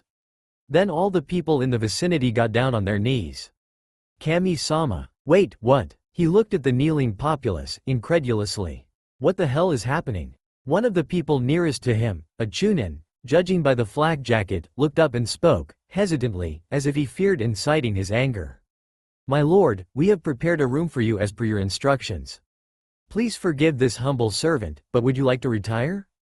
When the Chunin was speaking, he noticed that he had never seen this person before. In fact, all the people in the streets seemed to be foreigners. Some with the white hair and tanned skin native to Lightning Country, some with the blue hair and sharp teeth of Water Country, etc. They also had one other similarity, an Uzumaki spiral tattooed on their forehead. From Kurama's lectures he identified it as a seal. In a daze, he nodded. In a flash, the spokesperson of the group was beside him, bowing and singing platitudes as he led Naruto into a luxurious building. I hope this meets your approval, my lord? Naruto was running on autopilot. Fine, go. As the Chunin scurried away, Naruto simply sat down on a nearby couch, with his head in his hands. This dimension-hopping business was way too stressful, and combined with the torture he had endured in that abyss, he was exhausted, scared and most of all, confused. The behavior of this strange world wasn't helping him regain equilibrium either. It sure is nice to see them scurry like rats, isn't it? The mocking voice behind him startled him out of his rest. Swirling around, he came face to face with an intimately familiar face, but stretched out, looking older and matured. It was himself. Naruto stared at his doppelganger. The other Naruto smirked back at him. Who are you? Why do you look like me? The doppelganger's grin merely widened. Now that he had gotten over the initial surprise, Naruto was analyzing the look-alike, cataloging the features. He was tall, reaching at least 6 feet 3 inches, and his spiky blonde hair fell in bangs on either side of his head, and extended past his shoulders in long locks. His face was thin, almost feminine if not for the thin lips and the high cheekbones. The eyelashes were long and feathery, framing slightly slanted eyes. He had a firm but lean build, obviously built for speed and not strength. He was wearing the exact same clothing that Naruto seemed to be wearing. But there were subtle differences: the way he held himself, the thin smirk, the cold eyes, the arrogant bent in the features of his face, but most of all the Sharingan swirling in his eyes hypnotically, a gleaming sinister blob of color and murderous intent in his otherwise welcoming posture. "Oh, you break my heart," simpered Clone, as Naruto had decided to call him in his mind, in an over-exaggerated manner. "You couldn't have forgotten Lil Olmi, could you?" "It's me, Naruto. Tell me something I didn't know," thought Naruto irritably. It was obvious enough that this was some sort of facsimile of himself. The true question was how. So, out of options and depth, he decided go the obvious route. "You, who are you and why are you me?" Clone simply stared back at him. "I am me, you are you. I am not you," spoken pointedly, as if to a child. Naruto felt his headache increase. This idiot really knew how to get on his nerves. "Look, I'm tired, my head feels like someone took a hammer to it, and I have no idea where I am." "Just cut the idiot act, will you?" He sighed. "So, where am I? Why am I so tall, and why are those people calling me God?" Clone chuckled. The sound was sinister, Naruto noticed, cold and mirthless. "My dear traveler," he spoke with a smirk in his face. Quote ellipsis. "Calling you God was a simple misunderstanding, I'm afraid. He simply mistook you for me." "Then are you a god?" challenged Naruto. "This is really getting on my nerves." "Not quite so simple, Naruto." Clone's tone was teasing. "You don't just become a god. You earn it. Then, do you know why you are here? Namikaze Uzumaki Naruto? Not to talk to a version of myself with a god complex, that's for sure." Deadpanned Naruto, fed up with all the tiptoeing that his doppelganger seemed to be doing. "Have you forgotten, you are a god? You mean you've unlocked it? That is irrelevant. I rescued you from the abyss to let you make a choice. Now what you are here is to see what you can become." Clone had closed the distance between them, and was now whispering in his ear. "The Sharingan is not a tool, Naruto. It is enlightenment. It is the ability to prioritize the needs of your life. It is the fan that flames your ambition. With a Sharingan, you can truly be a god like I have become, instead of merely inheriting the mantle, Naruto. You can take your revenge on those who wronged you. Kill those brats at the orphanage, enslave that bloody fox, destroy Konoha. Come now, Naruto. Surely you aren't naive enough to believe that the fox really cared? It was using you, just like others will. Just like Konoha will." Clone was now leaning onto Naruto, speaking in sibilant tones into his ear. "Think, Naruto. What has Konoha done to deserve you? What have the civilians done to justify you protecting them from harm? What has Konoha done to help you, the son of their strongest leader, the Prince of Uzushio, who they pretend to idolize? You know you can only depend on you. This world needs to burn, Naruto. Burn you world, for as a phoenix rises from its ashes, as the forest fire fertilizes the forest, as the pruned tree grows healthy. You can build your empire on the ruins of the ninja system. You can kill the Hokage, take your rightful place, and subdue all those foolish enough to not obey you. You are strong, Naruto. You are born to rule over these incompetents, to cleanse the flock and destroy those unruly." Naruto was looking at Clone, gobsmacked. When he had come here, he had certainly not expected a sales pitch to make him want to play God with the elemental nations. "I will let this go if you can tell me you didn't enjoy it when the fox," from the way Clone said the word, it was clear to Naruto that he loathed Kurano, the fox. "Tortured that mob, but you can't, can you? Let go of that veneer of benevolence, Naruto. You are me and I am you. I know you better than yourself. Do you think this village will let you get strong? You are their monster on the leash. They will point you at their enemies until your usefulness ends. The fox betrayed you, Naruto. What makes you think the others will not? Accept the quest for revenge. Anger will make you strong." Naruto was on his knees. His head was spinning. Everything that Clone said was true. He knew, deep down, that the village would never, accept him. Why shouldn't he get in the first blow? This traitorous village that vilified its heroes, it did not deserve to have him. He would destroy it. Obliterate this vile village and its equally vile occupants and scatter its ashes to the four winds. Oh, he could just imagine it now, all of those villagers in bloody heaps. He would grow strong, strong enough to destroy every single life in this hellhole. A wind was picking up around Naruto and his body was starting to emit an aura of darkness, of corruption. Even the wooden flooring was rotting and getting discolored. Clone laid his hand on Naruto's shoulder gently. "Come, Naruto, let me show you what we can do." The bloodthirsty smirk almost gave Naruto pause. Then he remembered the mob, the pain in the faces of the villagers, and felt a bloodthirsty smirk form on his own face. "Show me." Clone leant over and touched his forehead with his left palm. "He feels cold," Naruto thought idly, and looked at Naruto with his crimson eyes. Naruto felt the swirling Sharingan draw him in, and the surroundings faded around him to reveal Konoha. What followed was a massacre, seen from the murderer's eyes. Ninja, civilian, young old, children, all murdered with impunity. Startled ninja were throwing around jutsu that only hurt them, while a murderous wraith cut through them, leaving corpses in its wake. Naruto felt his blood sing in his veins. It was exhilarating, the release of his frustrations on this hateful vermin. Then, in the middle of spearing one ninja with his own ninjutsu and throwing a kunai into the neck of a fleeing civilian when out of the corner of his eye, he caught sight of the Hokage monument, specifically the head of the fourth, and felt a jolt run through his system. The sight of the fourth had awoken something in him, something old, and wanting to be heard. Then the headache hit. It was like something was fighting him for control in his own mind, like his brain was torn apart. Naruto fought back. Little by little, the pressure gave in, and with it came new emotions, battering his tired mind: guilt, horror, self-loathing, and the foreign presence was gone, and with it the scene of the massacre. Naruto opened his eyes, not certain when he had closed them. It was night. He could clearly see the stars in the sky, a sky illuminated with fire? His vision was growing blurry. He could feel tears pooling in his eyes, and foreign emotions that poured into him, of loss, fear, hurt, but these didn't seem corrupt, repulsive, slimy, as the ones in the scene of the massacre.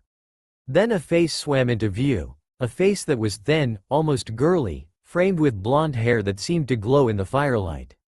It was his father. He could feel pain, from his fingers to his toes, as if he was overinflated. His eyes were burning, as if hot pins were piercing them, and his vision swam. Through the discomfort, he heard his father speaking, like a voice across an ocean of noise. "Namikaze, Naruto, son, of leave, world, your, care, sorry? The, I, placed, remember, my convict, and, died, them, my son, is the legacy, leave for you, no matter what, do, follow, not, emotion. You, nexus, world, you guide, cleanse, parents, love you. Love you, love you, love you." The words were reverberating through his mind, shattering the remnants of his hate, pouring out in waves of comfort. As he watched his father fall back with a smile on his face, still embracing his mother, he felt a conviction that he had never before felt in his life. The surroundings cleared to reveal the scene of the massacre again, and Naruto knew what he had to do. His left hand, holding a kunai, was descending, oh so slowly, into the neck of a prone genin kunoichi. With all of his will, he tried force his hand onto obedience, to save the kunoichi, to not take an innocent life. The world paused around him. Out of the silence came the sibilant hiss of Clone in his ear. "Why do you hesitate, you who are a god? Come on Naruto, finish it. Kill that cursed seed of that cursed village, take your revenge." Naruto was surprised to find that his hand was responding. He was back in control. It was his decision to make. He instinctively knew what to do. Using the hand not holding the kunai, he plunged it into his own stomach, slowly drawing out the figure of Clone, like a wraith. But this Clone was not the slick, smooth tempter that he had originally met. He was pale, his clothes were in tatters, he looked as if he was going to die. "Don't do this Naruto. If you kill me, you will never gain the power of the Sharingan." Naruto simply held Clone aloft with one hand. "That does not matter anymore. I may be young, but I have seen enough of the world to know not to fall for my own hubris. Tell me, do you know the one thing I detest more than ignorant hate and pack mentality?" He drew the kunai in an arc, spraying his body in blood as it cut through the neck of Clone. He let Clone hit the ground, and looking at the bloodless face and glassy eyes, he muttered, It's someone messing with my head. When Clone finally slackened, Naruto fell back, sitting on the street beside the figure of the genin Kunoichi, whose face was frozen in a look of fear.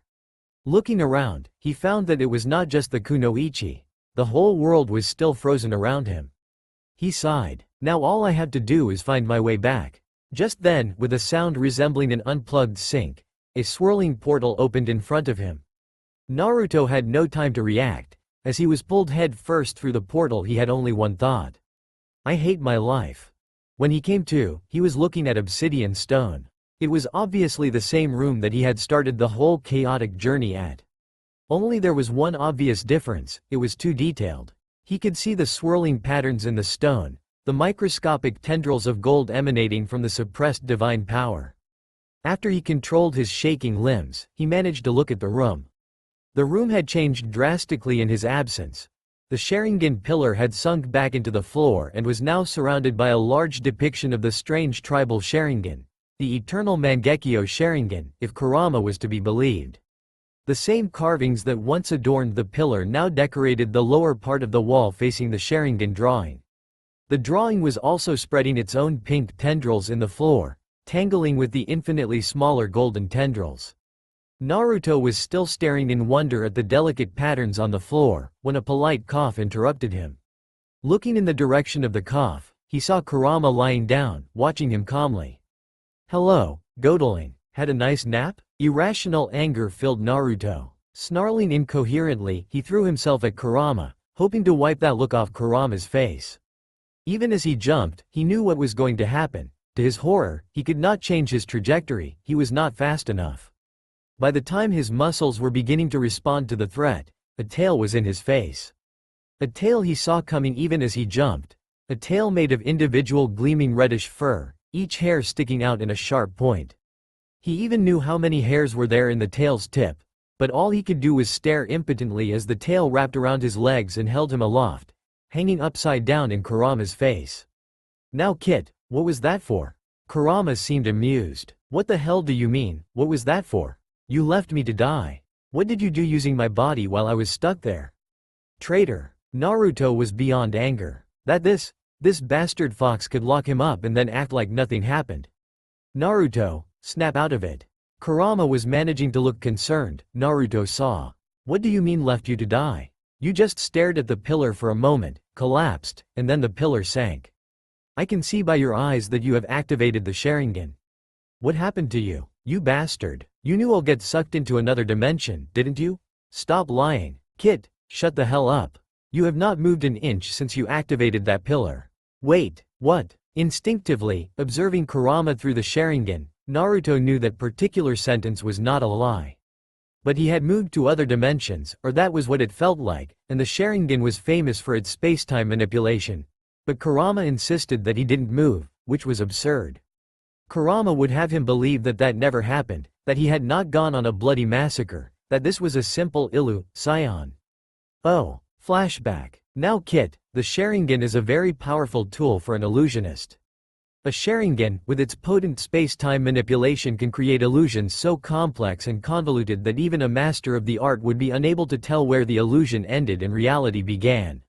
Remember Kit, these subtle uses of the Sharingan can often prove even more useful than the overpowered abilities offered by its Mangekyo version. End flashback. Kurama was having a strange day. After finally managing to get into the core, he had been admittedly awed by the intricate designs adorning the walls of the hall.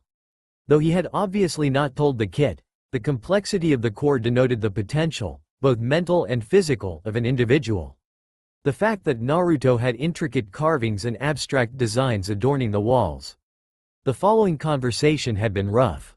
Even though it had happened over 400 years ago, the passing of Susanoo hadn't become any easier to think about.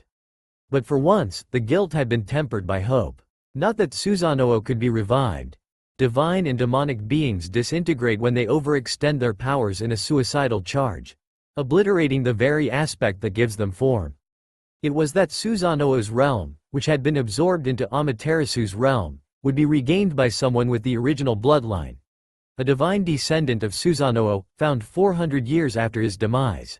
It was like having a piece of his only true friend back. Then the subsequent drama of obtaining the Sharingan had unfolded. Kurama was a creature of pride, and one of his main points of pride was his eidetic memory. In all the time he had existed, he had never forgotten anything he had sensed. He, like Naruto, had expected the trial to use the most oft-recorded power of the Sharingan's higher states, the power of space-time manipulation. He, Kurama, the creator of the Sharingan, should have known better. Unlike the Rinnegan, a hack fix for a mortal to combat a divine being, or the Byakugan, a gift given to a clan of medics by a minor god of healing, or even the Kitsunegan, which was primarily a tool of seduction, the Sharingan was created as an ideal supplementary ability for shinobi. And being tailored for shinobi, its powers encouraged cheating, overpowering, sneaking, and deception. Being what it was perhaps not a surprise that, even unintended by the creator, the Sharingan had become rather effective at the illusion arts, or genjutsu. He had known all this, it simply had not meshed together with the idea of the trial. And now, looking at the sniffling child desperately clinging to his neck, he was desperately wishing he could undo the events of today. It had taken him the better part of an hour, in the mindscape, to get the rather disjointed story out of the distressed child. Once he had got the gist of what had happened, he had been shocked. On one hand, Kurama had recognized the clone, as the child called it, as the negative emotion center that all beings had. With his triumph over the negative emotion center, Naruto was one step closer to wielding Kurama's power without losing himself in the hatred of his chakra.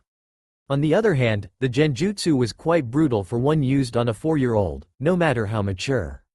Kurama was still unsure as to the long-term psychological effects that the exposure to the genjutsu could cause. "Nay, Kurama, can I call you Nisan?"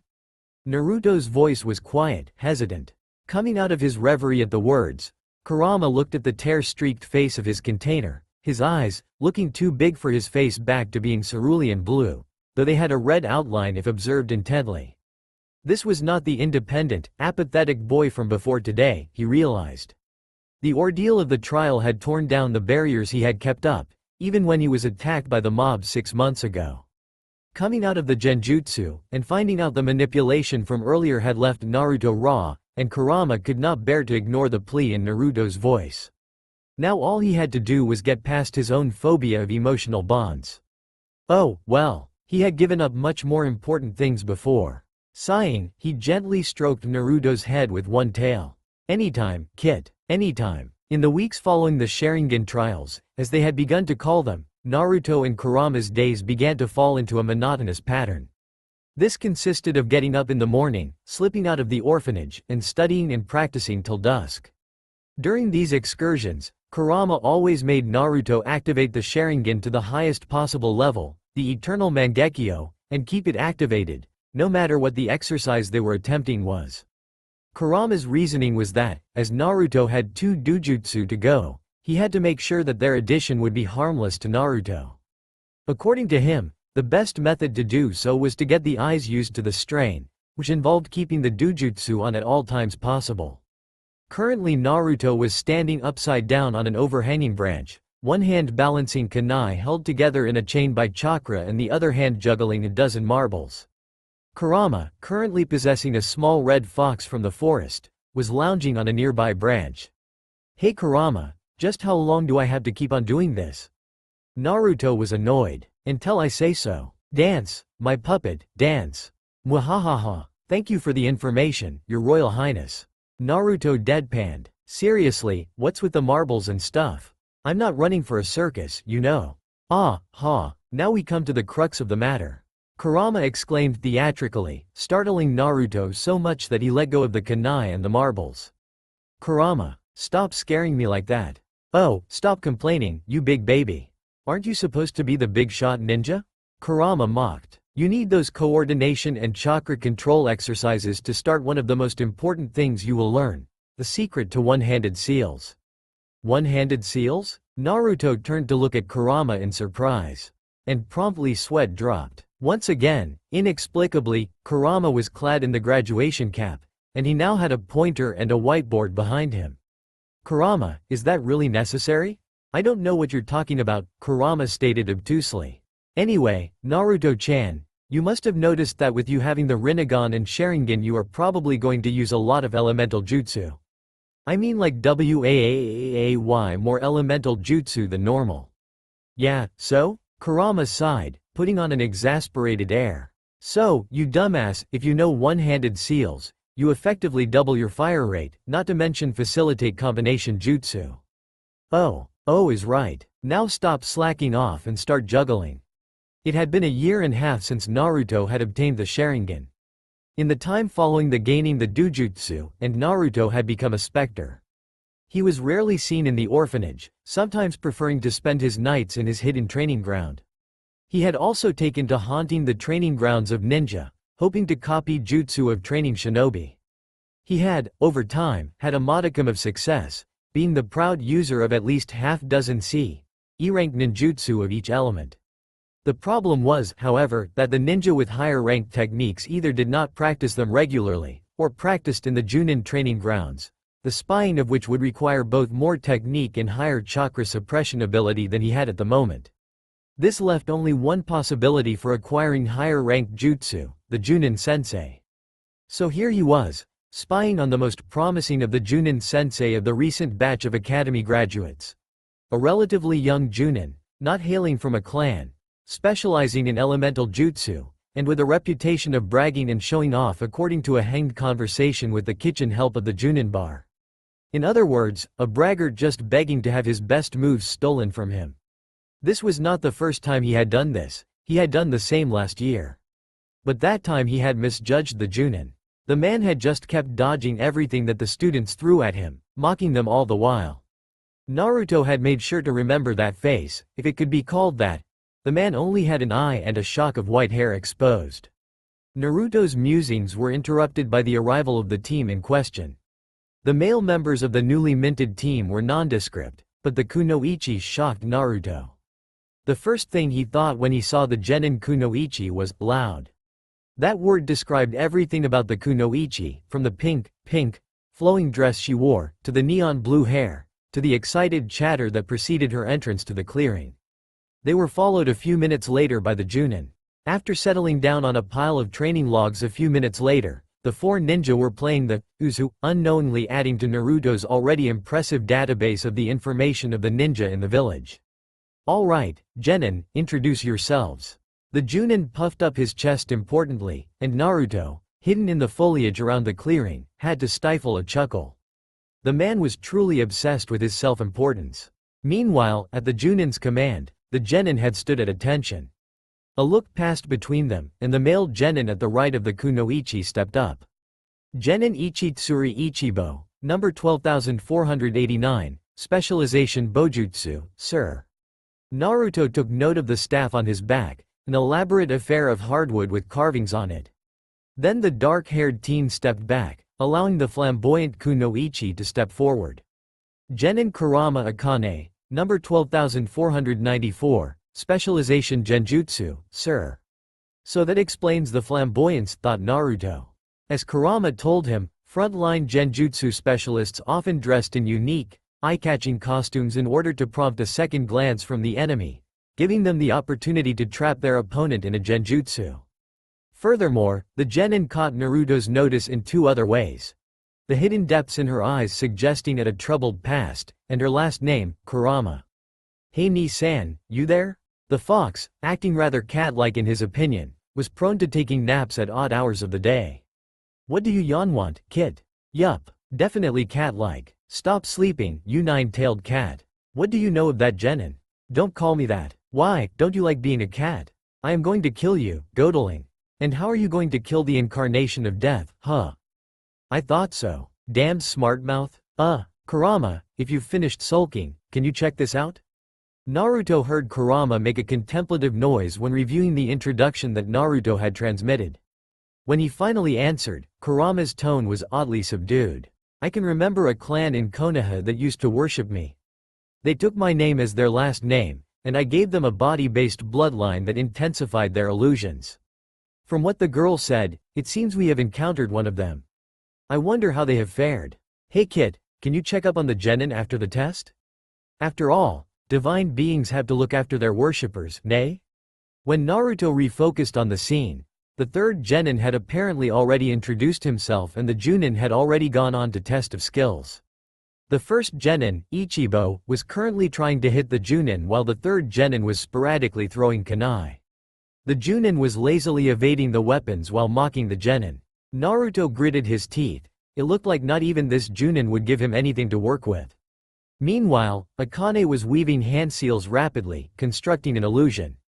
When she finished the hand seals, the air darkened, and clouds covered the sky. It was an odd sight for Naruto. He could plainly see the weather phenomenon, but the Sharingan was stubbornly refusing to believe that there was anything taking place in front of him. This resulted in a sort of double vision, with both visions superimposed on each other. With an ominous sound, a bolt of illusionary lightning speared onto the dumbfounded Junin. Looking like a startled rabbit, the Junin quickly went through hand seals. Wind release. Enveloping wind wall. The air thickened around the Junin, gaining a greenish tint due to the concentrated elemental chakra. Naruto's tribal marked Sharingan spun, and he smirked in accomplishment. He now had an A-ranked non-bloodline ability jutsu under his belt. Copying jutsu with his Sharingan was a strange experience, Naruto mused. When he copied the jutsu, he had no actual comprehension of the jutsu he was copying. It was like an automated programmed sequence. He could decide to use the jutsu and the mind would simply reproduce what it saw. This meant that if the original user was using the jutsu inefficiently or incorrectly, the Sharingan user would also make the same mistakes instinctively. This was why the Uchiha did not make use of the jutsu stealing ability often, and why the Sharingan Kakashi he had heard of been so idolized. He had taken a dangerous ability and made it work, stealing several jutsu from enemy villages in the process. Indeed, the use of the Sharingan required much more work than the general populace believed. The user had to be very proficient with the method of chakra manipulation used in the copied jutsu or risk having his chakra network frying inside him. This very phenomenon had led to the death of more than one Uchiha in the battlefield, and led to the Uchiha training their chakra natures much sooner than other shinobi clans. Then, startling him, he heard a loud crack from the ground. The lightning blot seemingly spear right through the wall, not even changing its trajectory. When the lightning bolt seemingly speared through the wind wall without changing trajectory, however, the Junin seemed to understand he had been had. It was obvious to Naruto as well. After all, lightning was inferior to wind, and there was no way that a genin could outpower a Junin. With impressive speed, the Junin's hands snapped up to form the ram seal and he bellowed, "Release," as he let loose a pulse of chakra. The environment wavered and then shifted to reveal clear skies. Then, with a groan, the Junin fell to his knees, panting. "Why you pass?" By the time her sensei had finally finished his spiel on his awesomeness, following the test, Akane was exhausted. "Oh my gosh, that's exhausting. How the hell does that brat Yakumo do it all the time?" This was a terribly odd day, Akane mused.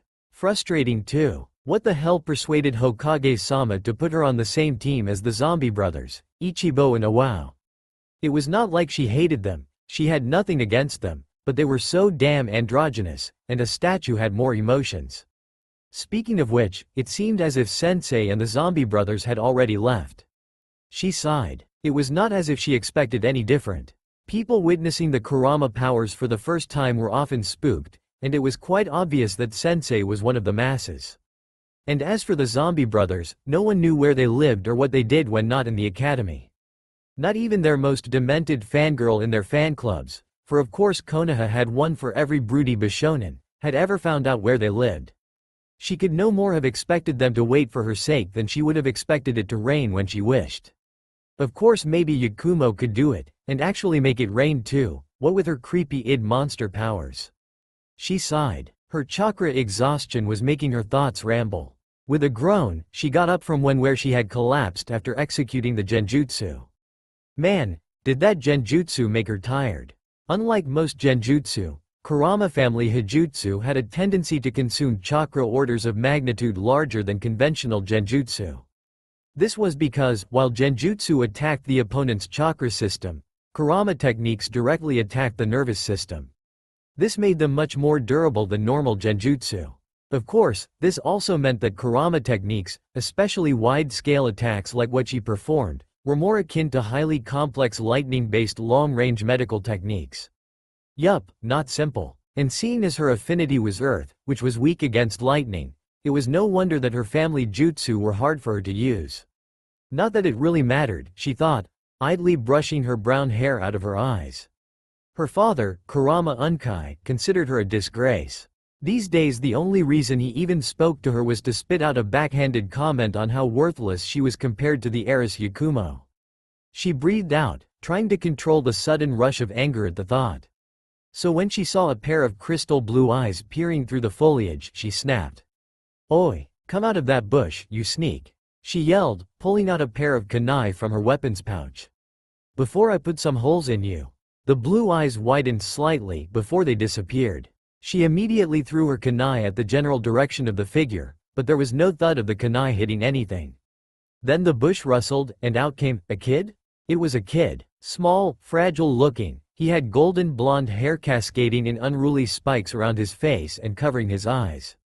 He was wearing a ragged pair of beige trousers and a shirt which must have once been white, though it had given up any hope of regaining that color long ago, which was adorned with a faded red tie-dye spiral.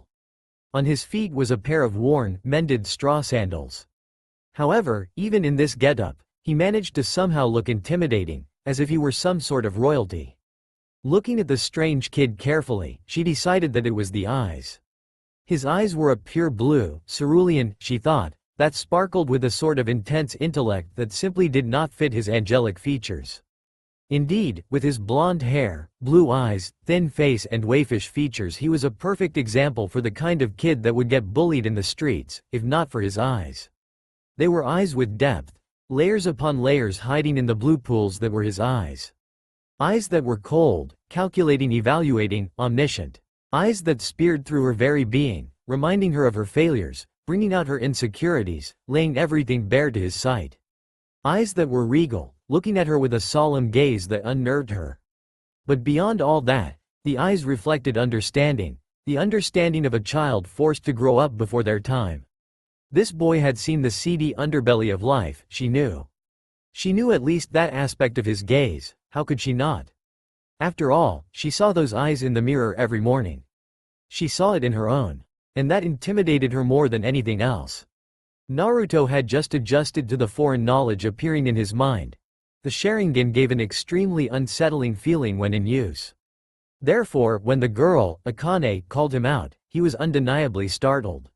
Startled enough, in fact, that he stumbled out of the branch he was lying on and fell, landing face first in the hard, rocky ground. Ow, that hurt. How the hell could she see me anyway? Kurama, didn't the genjutsu I put up work? It worked all right. The fox sniggered. Until you decided to use the copying ability that is.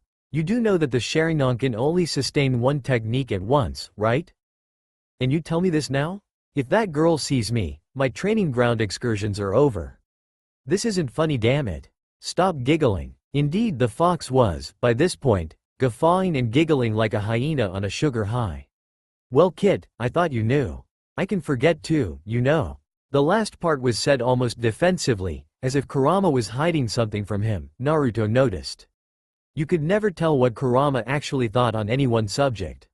Shelving that thought temporarily, Naruto focused on the crisis in hand. On one hand, if the genin spread word of his appearance in the training ground, that would bring the scrutiny of the village administration on his head, which was undesirable at this stage of his plans.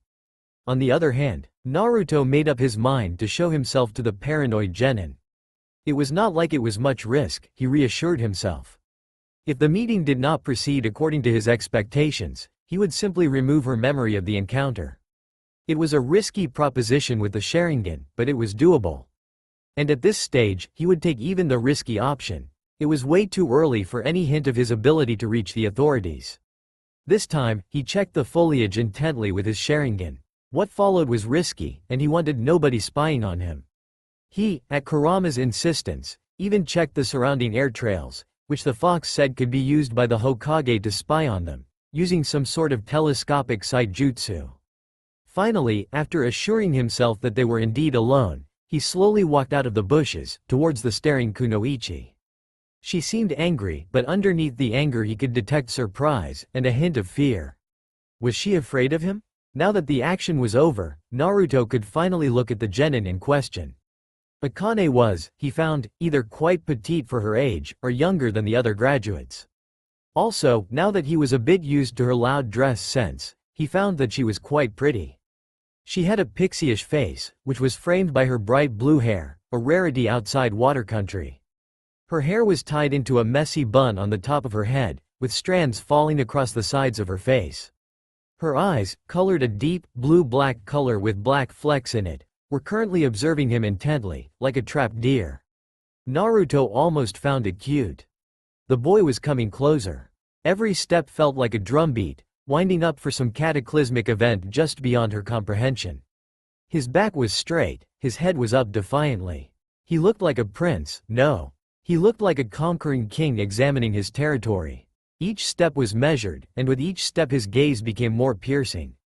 It was too much. Akane averted her eyes and blushed. Then, before she knew it, the boy was in front of her, a hand on her cheek, peering into her eyes. Absently, she noticed his eyes had changed. No longer were they the calm, clear blue. No, these eyes were crimson. Not the bright, fluorescent red of the detestable Sharingan. She knew those eyes very well due to her spars with Uchiha Masao, that prat of the level of the zombie brothers. Some other time the color change would have startled her, not this time. Not with his captivating eyes boring into her. No, these were a deep, rich, red, cloudy, hinting at things that she could not understand. Eyes full of affection of a kind she had never experienced before. The boy was speaking, she could see, out of the corner of her eye. Kitsunegan. Release of the damned? What was that? No matter, he would know best. This boy knew best, he would never hurt her, that she knew. She was his, and he was hers, forever and forever. She was drifting in ecstasy. Unknowingly, she leaned into his slight hand, gently nuzzling it. The tired feeling from before was gone. She could stay this way forever, free from the troubles of the world, free from the harsh words of her father. This boy, no, this was her God. Yes, God? He would look after her, it would be all right, and everything was going to be all right. She was so happy. So happy, so very ecstatic to be chosen. She vowed to look after her God to the best of her ability. Even Kyuubi-sama, the patron deity of the Kurama clan, was telling her to let go. To accept the embrace of this God in human guise that had come to comfort her. She closed her eyes, relaxing in her God's embrace. Naruto slowly laid the slumbering genin down on the soft earth of the training ground. It was not as if her dress could get any dirtier, he rationalized. Then he sat back and exhaled. That had been quite tiring. He had not even known whether it would work. The attacks of the Kitsunegan were completely lacking any visible sign, so even though he had learned the techniques, he had not known if they would succeed. Of course, now that the hypnosis had been inserted into the brain of the kunoichi, it would be permanent. The Kitsunegan was a truly dangerous tool, subtler by far than the Sharingan but just as resourceful. The illusions of the Kitsunegan didn't simply affect the brain, they altered it. It could mold the brain patterns like a child could mold clay, with the brain affected retaining its new programming until the Kitsunegan user required it to change. Still, even that would only bring about a facsimile of what once was. Like making the same shape from a clay figure after flattening it, it would look the same but could never actually be so. You know, I should really be cross with you for subjugating one of my followers. The fox's tone was sarcastic, with a hint of a growl. But you aren't, and you gave her your blessing, if you don't remember. Naruto pointed out, quietly amused at the fox. I know that was not part of my technique. Well Kit, you do use that like a pro. Naruto growled. It better, after what I endured. I swear, that hurt more than the Sharingan trial. Naruto still remembered when he unlocked the Kitsunegan. He had never felt that horrified about pleasure before. Flashback. Kurama, are you sure about this? Well, it's a bit too late to have doubts, don't you think? They were back in the Soul Building, in the room of the sealed powers, looking at the red stone pillar. Today, they were going to unlock the second of his dujutsu, and just like before the Sharingan, he was nervous. It was not that he was terrified of the dujutsu, though he supposed a sane person would be. It was just that sometimes the dujutsu behaved as if they had their own mind. He still sometimes felt twinges of thoughts that were not his own, urges to act in a manner he would never endorse, originating from his Sharingan. Well, better do it before I lose my nerve, Naruto quipped as he held his hand facing the red stone pillar. Trying futilely to regain his nerve, he sent a telepathic command to the pillar. The pillar started to squirm, for a lack of a better term, and then started to emit a red dust that covered him, obscuring his surroundings. Then it hit. Debilitating, overwhelming pleasure swept across him like a tsunami. He could not regain his senses even to open his mouth to scream. All his pleasure senses were tingling, his nerves firing at once, his muscles taut, locked in the excruciating pleasure, his eyes were rolling to the top of his head. He was starting to lose his mind, his sense of self, his identity, but were they even important anymore? As long he could lie forever, enveloped in this bliss, this pleasure, oh this overwhelming pleasure. And then it was gone. Opening his eyes, which he had not realized he had closed, he looked at the surroundings. His muscles were hurting, a deep ache of overused muscles. The lack of stimuli was jarring. His field of sight was covered in red dust, swirling towards him like a swarm of bees. He tried to get up. When had he fallen down? But his tired muscles would not respond. And he felt a strange feeling overcome him, like a cold brush was lightly making its way down his spine. And he couldn't move, and the dust swarm kept coming closer, and closer and closer. He yelled when the first particles struck his eyes. Not in pain, there was no pain surprisingly, but in surprise. Then, all the dust animated, rushing into his eyes like eagles to rabbits. It was over. Slowly, painfully getting to his feet, he turned to face a faintly familiar fox and a strange room. Anyo, do I know you? End flashback. It had taken him 2 weeks to remember his life properly. Since then, he had treated the Kitsunegan with fascination and a little bit of horror. It was an immensely powerful tool, he had realized, and he practiced with it regularly. And today it had saved him a lot of trouble. Naruto was called back to the present when the bundle of pink, blue and dirt at his feet down his body. He saw the face of Akane, as she slowly adjusted herself onto her knees before sitting in Seiza before at him with expressive, deep blue-black eyes, she murmured. How may I serve you today, Naruto-sama? Sarutobi Hiruzen was confused. The man, extremely old for an active ninja of the force, was looking at the village from the balcony, as was his habit. This was the norm in the Hokage Tower, and nobody would ever look twice at the scene, if it wasn't for the prominent frown on the aged ninja's face. This had been happening intermittently for the last year or so, and it was starting to make the veterans of the Second Shinobi War, what few of them that remained, extremely jittery. It was said between the veterans, only half in jest, that when the god of shinobi showed true emotion, a village was massacred somewhere in the elemental nations. And he was frowning now, an extremely unusual action for one such as him. But as to why this was considered abnormal, that was more complicated. To know that, you would have to have some background on the third fire shadow of the village hidden in the leaves, the professor, the third recipient of the title, the god of shinobi, summoner of the monkey clan, Sarutobi Hiruzen of the Sarutobi clan of Konohagakure. Hiruzen Sarutobi was born in the baby boom that occurred immediately after the settlement of the clans into a newly built Konohagakure. Born to legendary ninja Sarutobi Sasuke and his wife, Sarutobi Harumi, formerly Senju, a famed genjutsu user, young Hiruzen grew up in the burgeoning ninja village of Konohagakure, listening to tales of the lawless days before the formation of the ninja villages, and marveling at the novel idea of peace in the elemental nations. Orphaned soon after birth, Hiruzen was an outcast to the rest of his clan, even as the clan heir, as they felt uncomfortable in his presence due to his mother, who had been killed after turning traitor to the village, soon after his father had died. Therefore, instead of the Sarutobi clan, Hiruzen was often found in the company of one Shimura Danzo, the heir of the highly militaristic and highly loyal Shimura clan, who took in Hiruzen and trained him, along with Danzo, from a young age. This was commonly considered by those who knew him to be the only time in his life that he formed an honest emotional tie with another party. The training they underwent was commonly considered brutal, even inhumane, but to young Hiruzen it was the best time of his life.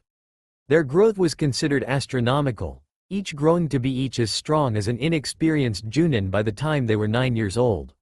This training had led to increased tension between the Shimura clan and the Sarutobi clan, formerly allies, as the Sarutobi clan were hoping for the young Sarutobi's death during a mission so that he would be out of contention for the clan head title. This caused tensions between the clans, with the other clans of Konoha siding with one or other of the clans, until an civil war was imminent, with Sarutobi Hiruzen being the bone of contention between the two sides. The tensions had almost led to an all-out clan war, with the second Hokage, Senju Tobirama, being forced to intervene in order to stop the dissolution of Konoha before it truly even got established.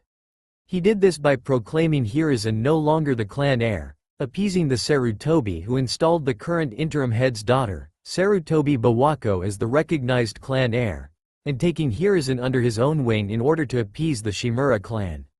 However, being the bone of contention between two formerly allied clans had had an effect on Hiruzen. Having always been a rather cagey and cautious individual, Hiruzen had become downright paranoid. His friendship with Danzo had soured, with Danzo feeling jealousy over the overprotective attitude that his clan showed towards his friend. Learning under Tobirama Senju, a noted strategist, continued Hiruzen's rapid growth. Considering the Hokage as his savior, Hiruzen grew to emulate certain qualities of the second, most notably his strategy, long-term planning, lack of morals, nigh obsessive love of the ideal of the village, and the distrust of Uchiha unless proven otherwise. This was only exacerbated by the fact that Kumogakure, in a surprise attack, massacred the Shimura clan, effectively orphaning him for the second time. The Shimura clan had been massacred in their beds, their own loyalty blinding them to possible treachery, leaving Konoha minus a founding clan, and a lone disgruntled career Chunin traitor. By the time he inherited the mantle of Hokage, at the age of 16, the youngest Kage ever, Hiruzen had already become well known for his ruthlessness, lack of mercy, and his love of the village. Later on, after winning the First Shinobi War, he worked with his subordinates, his former teammates Mitokado Homura and Utatane Kaharu, to slowly isolate the Uchiha clan from the village. During this time, he also conducted a silent coup within the Sarutobi clan, forcing the current heiress, Sarutobi Bawako, to marry him, returning the mantle of head of the Sarutobi clan to himself. Clandestine operations slowly changing Konoha, disappearances and blunted information channels marked the first part of his reign, until the start of the Second Shinobi War.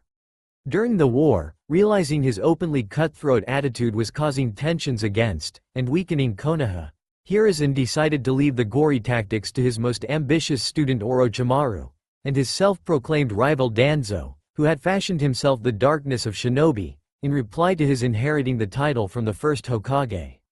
Instead, he slowly allowed his previous ruthlessness to fade into the background while adopting the guise of a venerable, knowledgeable and approachable Hokage, slowly manipulating everyone to do act as he wished using long-term, convoluted machinations. He had evolved from a tiger in a forest to a spider in its web. He had manipulated his old rival into allying with Hanzo, resulting in his rival's independent army being decimated and Hanzo, who might have posed a great threat to Konoha, closing his borders due to civil unrest. He had silently funded a group of rebel ninjas in Iwagakure, leading to the formation of Ishigakure. He had manipulated his sensei's sister-in-law, Uzumaki Mito, to request a suitable replacement to host the Nine Tails from the Uzumaki clan of Whirlpool, quietly assassinating the weakened Mito after the transfer. Then, in order to ensure the Cantainer's total loyalty to the village, he quietly arranged for the Uzushiogakure to be destroyed by 3 shinobi villages. Later, to seal the loyalty, he had a set of Danzo's root ninja, which he had loaned, kidnap the new container while acting as Kumo ninja inside of Jiraiya's apprentice, an orphan survivor of a defunct clan, and a person harboring a crush on said container, Namikaze Minato. True to his expectations, Minato had rescued Kushina from the Kumo ninja. However, looking back, that had been his worst tactical mistake ever. That had been the last time where things had gone according to his plans where Minato was included. Contrary to his belief, the young seal master had not been easy to manipulate. Under that fragile, weedy, and frankly girly frame lay a mind of steel. Rapidly making his way up the ladder during the Third Shinobi War, he soon had Hiruzen cornered as far as the choice of successor went. Having held out as far as was prudent, he had graciously stepped down and allowed Minato to ascend to Hokage, gritting his teeth all the while in the privacy of his thoughts. Things had escalated rather rapidly after that. With the desertion of Orochimaru, which he had half expected, and the Hokage's meetings with the Uchiha clan, which he had not, Hiruzen's position was becoming increasingly precarious. He had honestly been relieved when the Kyuubi fiasco had taken place, ridding him of an unwanted wife, troublesome Hokage, and a headstrong container at the same time, leaving a malleable child for him to mold. Yes, to Hiruzen, the Kyuubi's attack had been a godsend. After all the years slaving at it, his plans had been on the verge of being destroyed by his blonde successor to the title of Hokage. But now, he was back in his element, with no contenders for Hokage, the Uchiha clan more isolated than ever, and a malleable Uzumaki clan heir and Jinchuriki for him to mold into a sacrificial lamb for the village. But now, it seems, almost 7 years after that truly unexpected windfall, the fates were turning against him once more. Uzumaki Naruto was growing to be even more troublesome than his parents.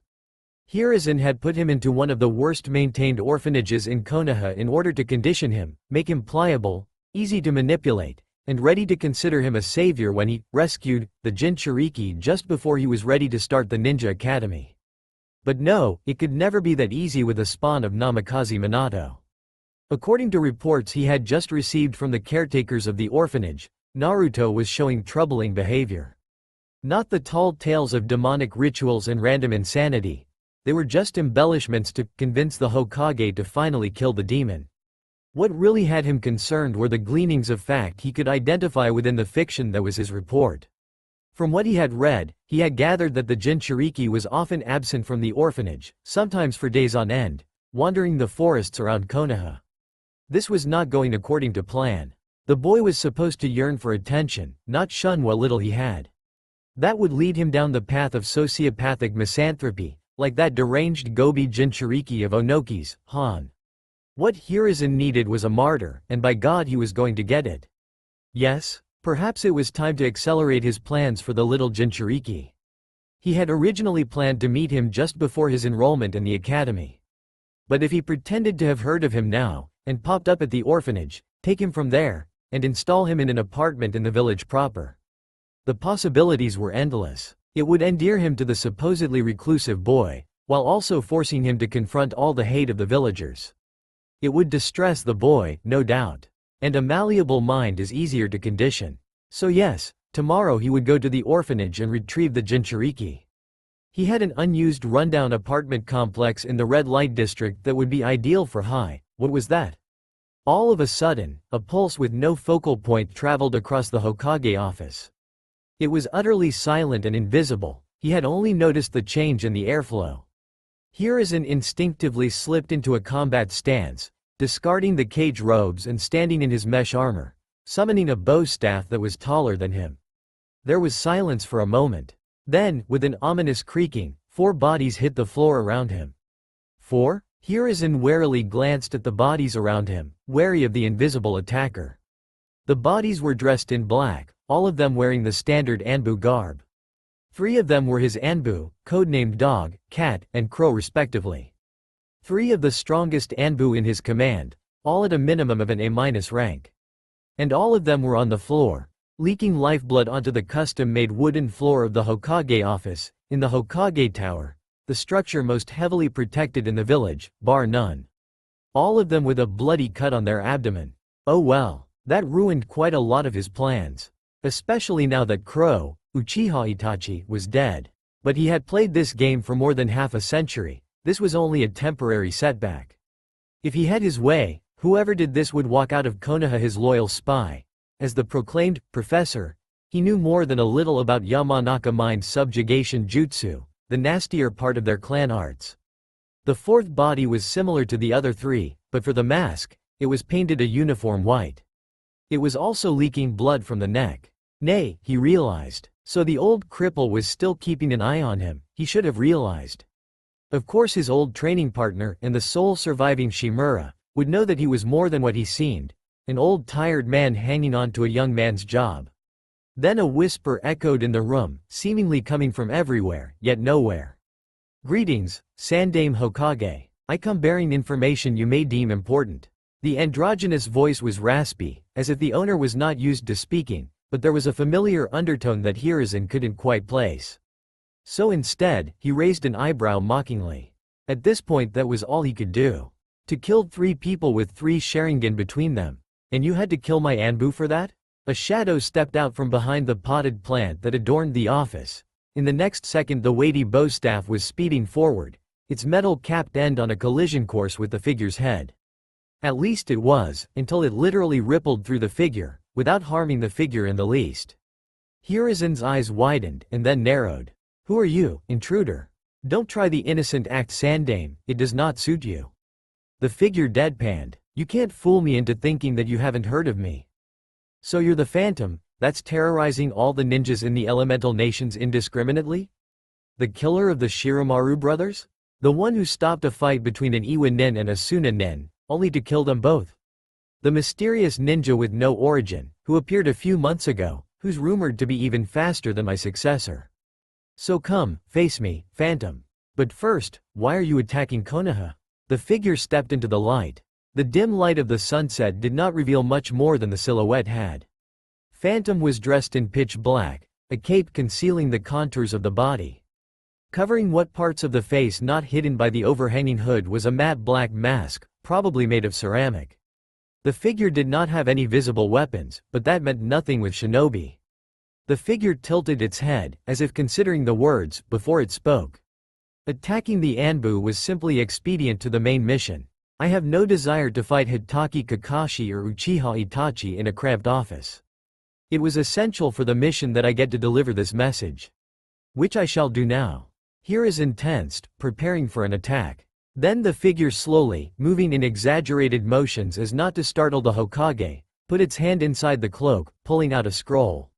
Wordlessly opening the scroll, it then gave the scroll to the Hiruzen, who read it, careful not to look away from the ominous figure hovering in front of him.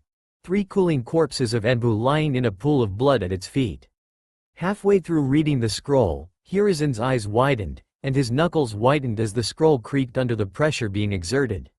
What did you do to Naruto? The tone was a hiss, the killing intent overwhelming. However, Phantom did not seem to be affected. He shall be in our care. Do not worry about the Kyuubi, Naruto shall be returned when he is ready to take the graduation test. The figure paused, as if uncertain. Then, after all, the Kyuubi cannot leave Konoha, can it? The sneer on the figure's face was evident, even through the mask, as was the paling of Hiruzen's face. He recognized the words. After all, he had said it to Kushina immediately after the destruction of Konoha, and repeated it whenever she sought a mission to improve her experience. The use of that phrase, with that emphasis. Whoever this was, they knew Kushina. The silence was broken by the sound of Hiruzen's teeth grinding. What do you want? Don't worry, you won't hear from us. Naruto will return in time for the graduation. Farewell. With that, the figure disappeared, vanishing in a swirling singularity. Hiruzen sighed. What lay at his feet were the remnants of many a plan, all of which would have to be recalibrated for the lack of 3 of the village's top Junin. He had just got up to call tower security when the upper half of the body of Phantom became visible again. By the way, those 3 are not dead. Ya nay. Junin of Konoha, the Sandame Hokage of Konoha, have a dire announcement. The gathered crowd muttered, clearly unhappy with the start of this emergency meeting. This was an unexpected announcement, and to a ninja, unexpected meant trouble, hurt, and death. And now that the Sandame, always so collected, was pacing on the spot, visibly agitated, the news had to be bad. Konoha was not yet ready for another war. Yesterday, at 23:12, there was an attack on the Hokage Tower. Gasps echoed around the hall. 3 Anbu operatives, known to you as Hitaki Kakashi, Uchiha Itachi, and Azuki Yugao were seriously injured in the attack. The muttering increased, mixed with exclamations of disbelief. All 3 were A-rank ninja, with both Uchiha Itachi and Hitaki Kakashi being borderline S rank.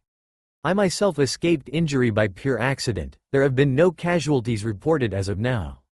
The attack was carried out by a single ninja, identified as the mysterious S-rank missing nin, known only as Phantom. And now the crowd was getting jittery. The Phantom was a famous topic among Konoha Junin, having surfaced around 6 months ago in River Country, taking down a pair of A-rank missing nin with ease, the Shiramaru brothers of Kiri, noted user of the katana and Sweden users. The Konoha team in the vicinity had been utterly ignored, while the pair of missing nin had been cut down with a single unknown jutsu. The 3 Junin in the squad, all veterans of the Third Shinobi War, had been adamant on their return that this phantom was even faster than the Yondaime. During the attack, our Jinchuriki, 7-year-old Uzumaki Naruto, has been captured and kidnapped. The loss of our Jinchuriki cannot stay secret for long. With our strength halved and our Jinchuriki lost, Konoha is open to attack. Therefore, as of now, I am declaring Konoha to be in a state of emergency. All gates are to be closed. All ninja on long-term non-vital missions are to return immediately. Both Toad Sage Jiraiya and Slug Princess Tsunade are to be recalled, effective immediately. Konoha will be closing its gates for the coming 2 years, until our military has regained our strength of before the Third Shinobi War. The daimyo has been informed. Clan laws are pushed to war status. All retired ninja are to be ready to take a trio of final-year academy students under their command. The academy is to move to its wartime footing. With Konoha so weakened, we could be seeing the next Shinobi War. Here is inside. May the will of fire shine bright forevermore. 2 figures were moving across the underbrush of a lush, wet forest. One figure was tall, thin, and dressed in a concealing cloak, with a hood and a black ceramic mask. The other was short, with a shock of bright blonde hair, with a reddish lump on one shoulder. As they walked, the shorter figure turned to the taller one. "Diva, how long to the base?"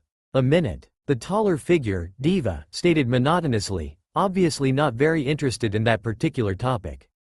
A short silence. Did everything go as planned in Konoha? As I reported earlier, everything went as planned. Konoha has probably already declared wartime status. A scoff. That Sarutobi was always a lot more conniving than others knew. The shorter figure laughed, seemingly delighted. That old bastard would probably kill himself if he knew he was working into our hands. The face twisted in sudden malice.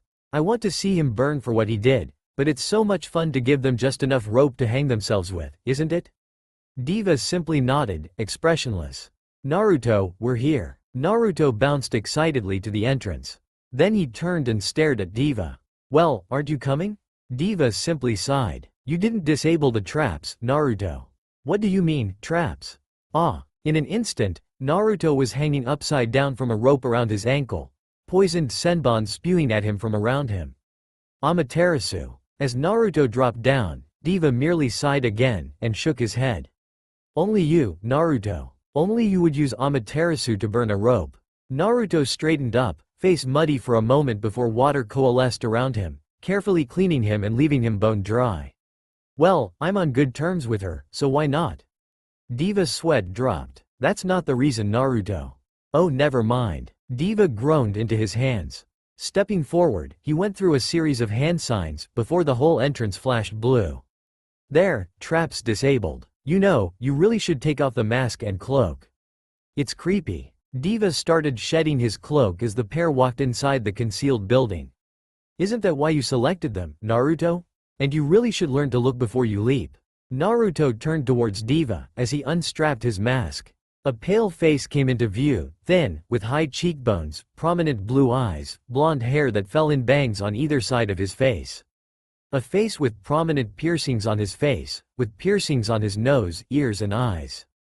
"Isn't that what I have you for?" Naruto quirked an eyebrow. "Dad? That's all for now. If you enjoy then please like, share and do comments.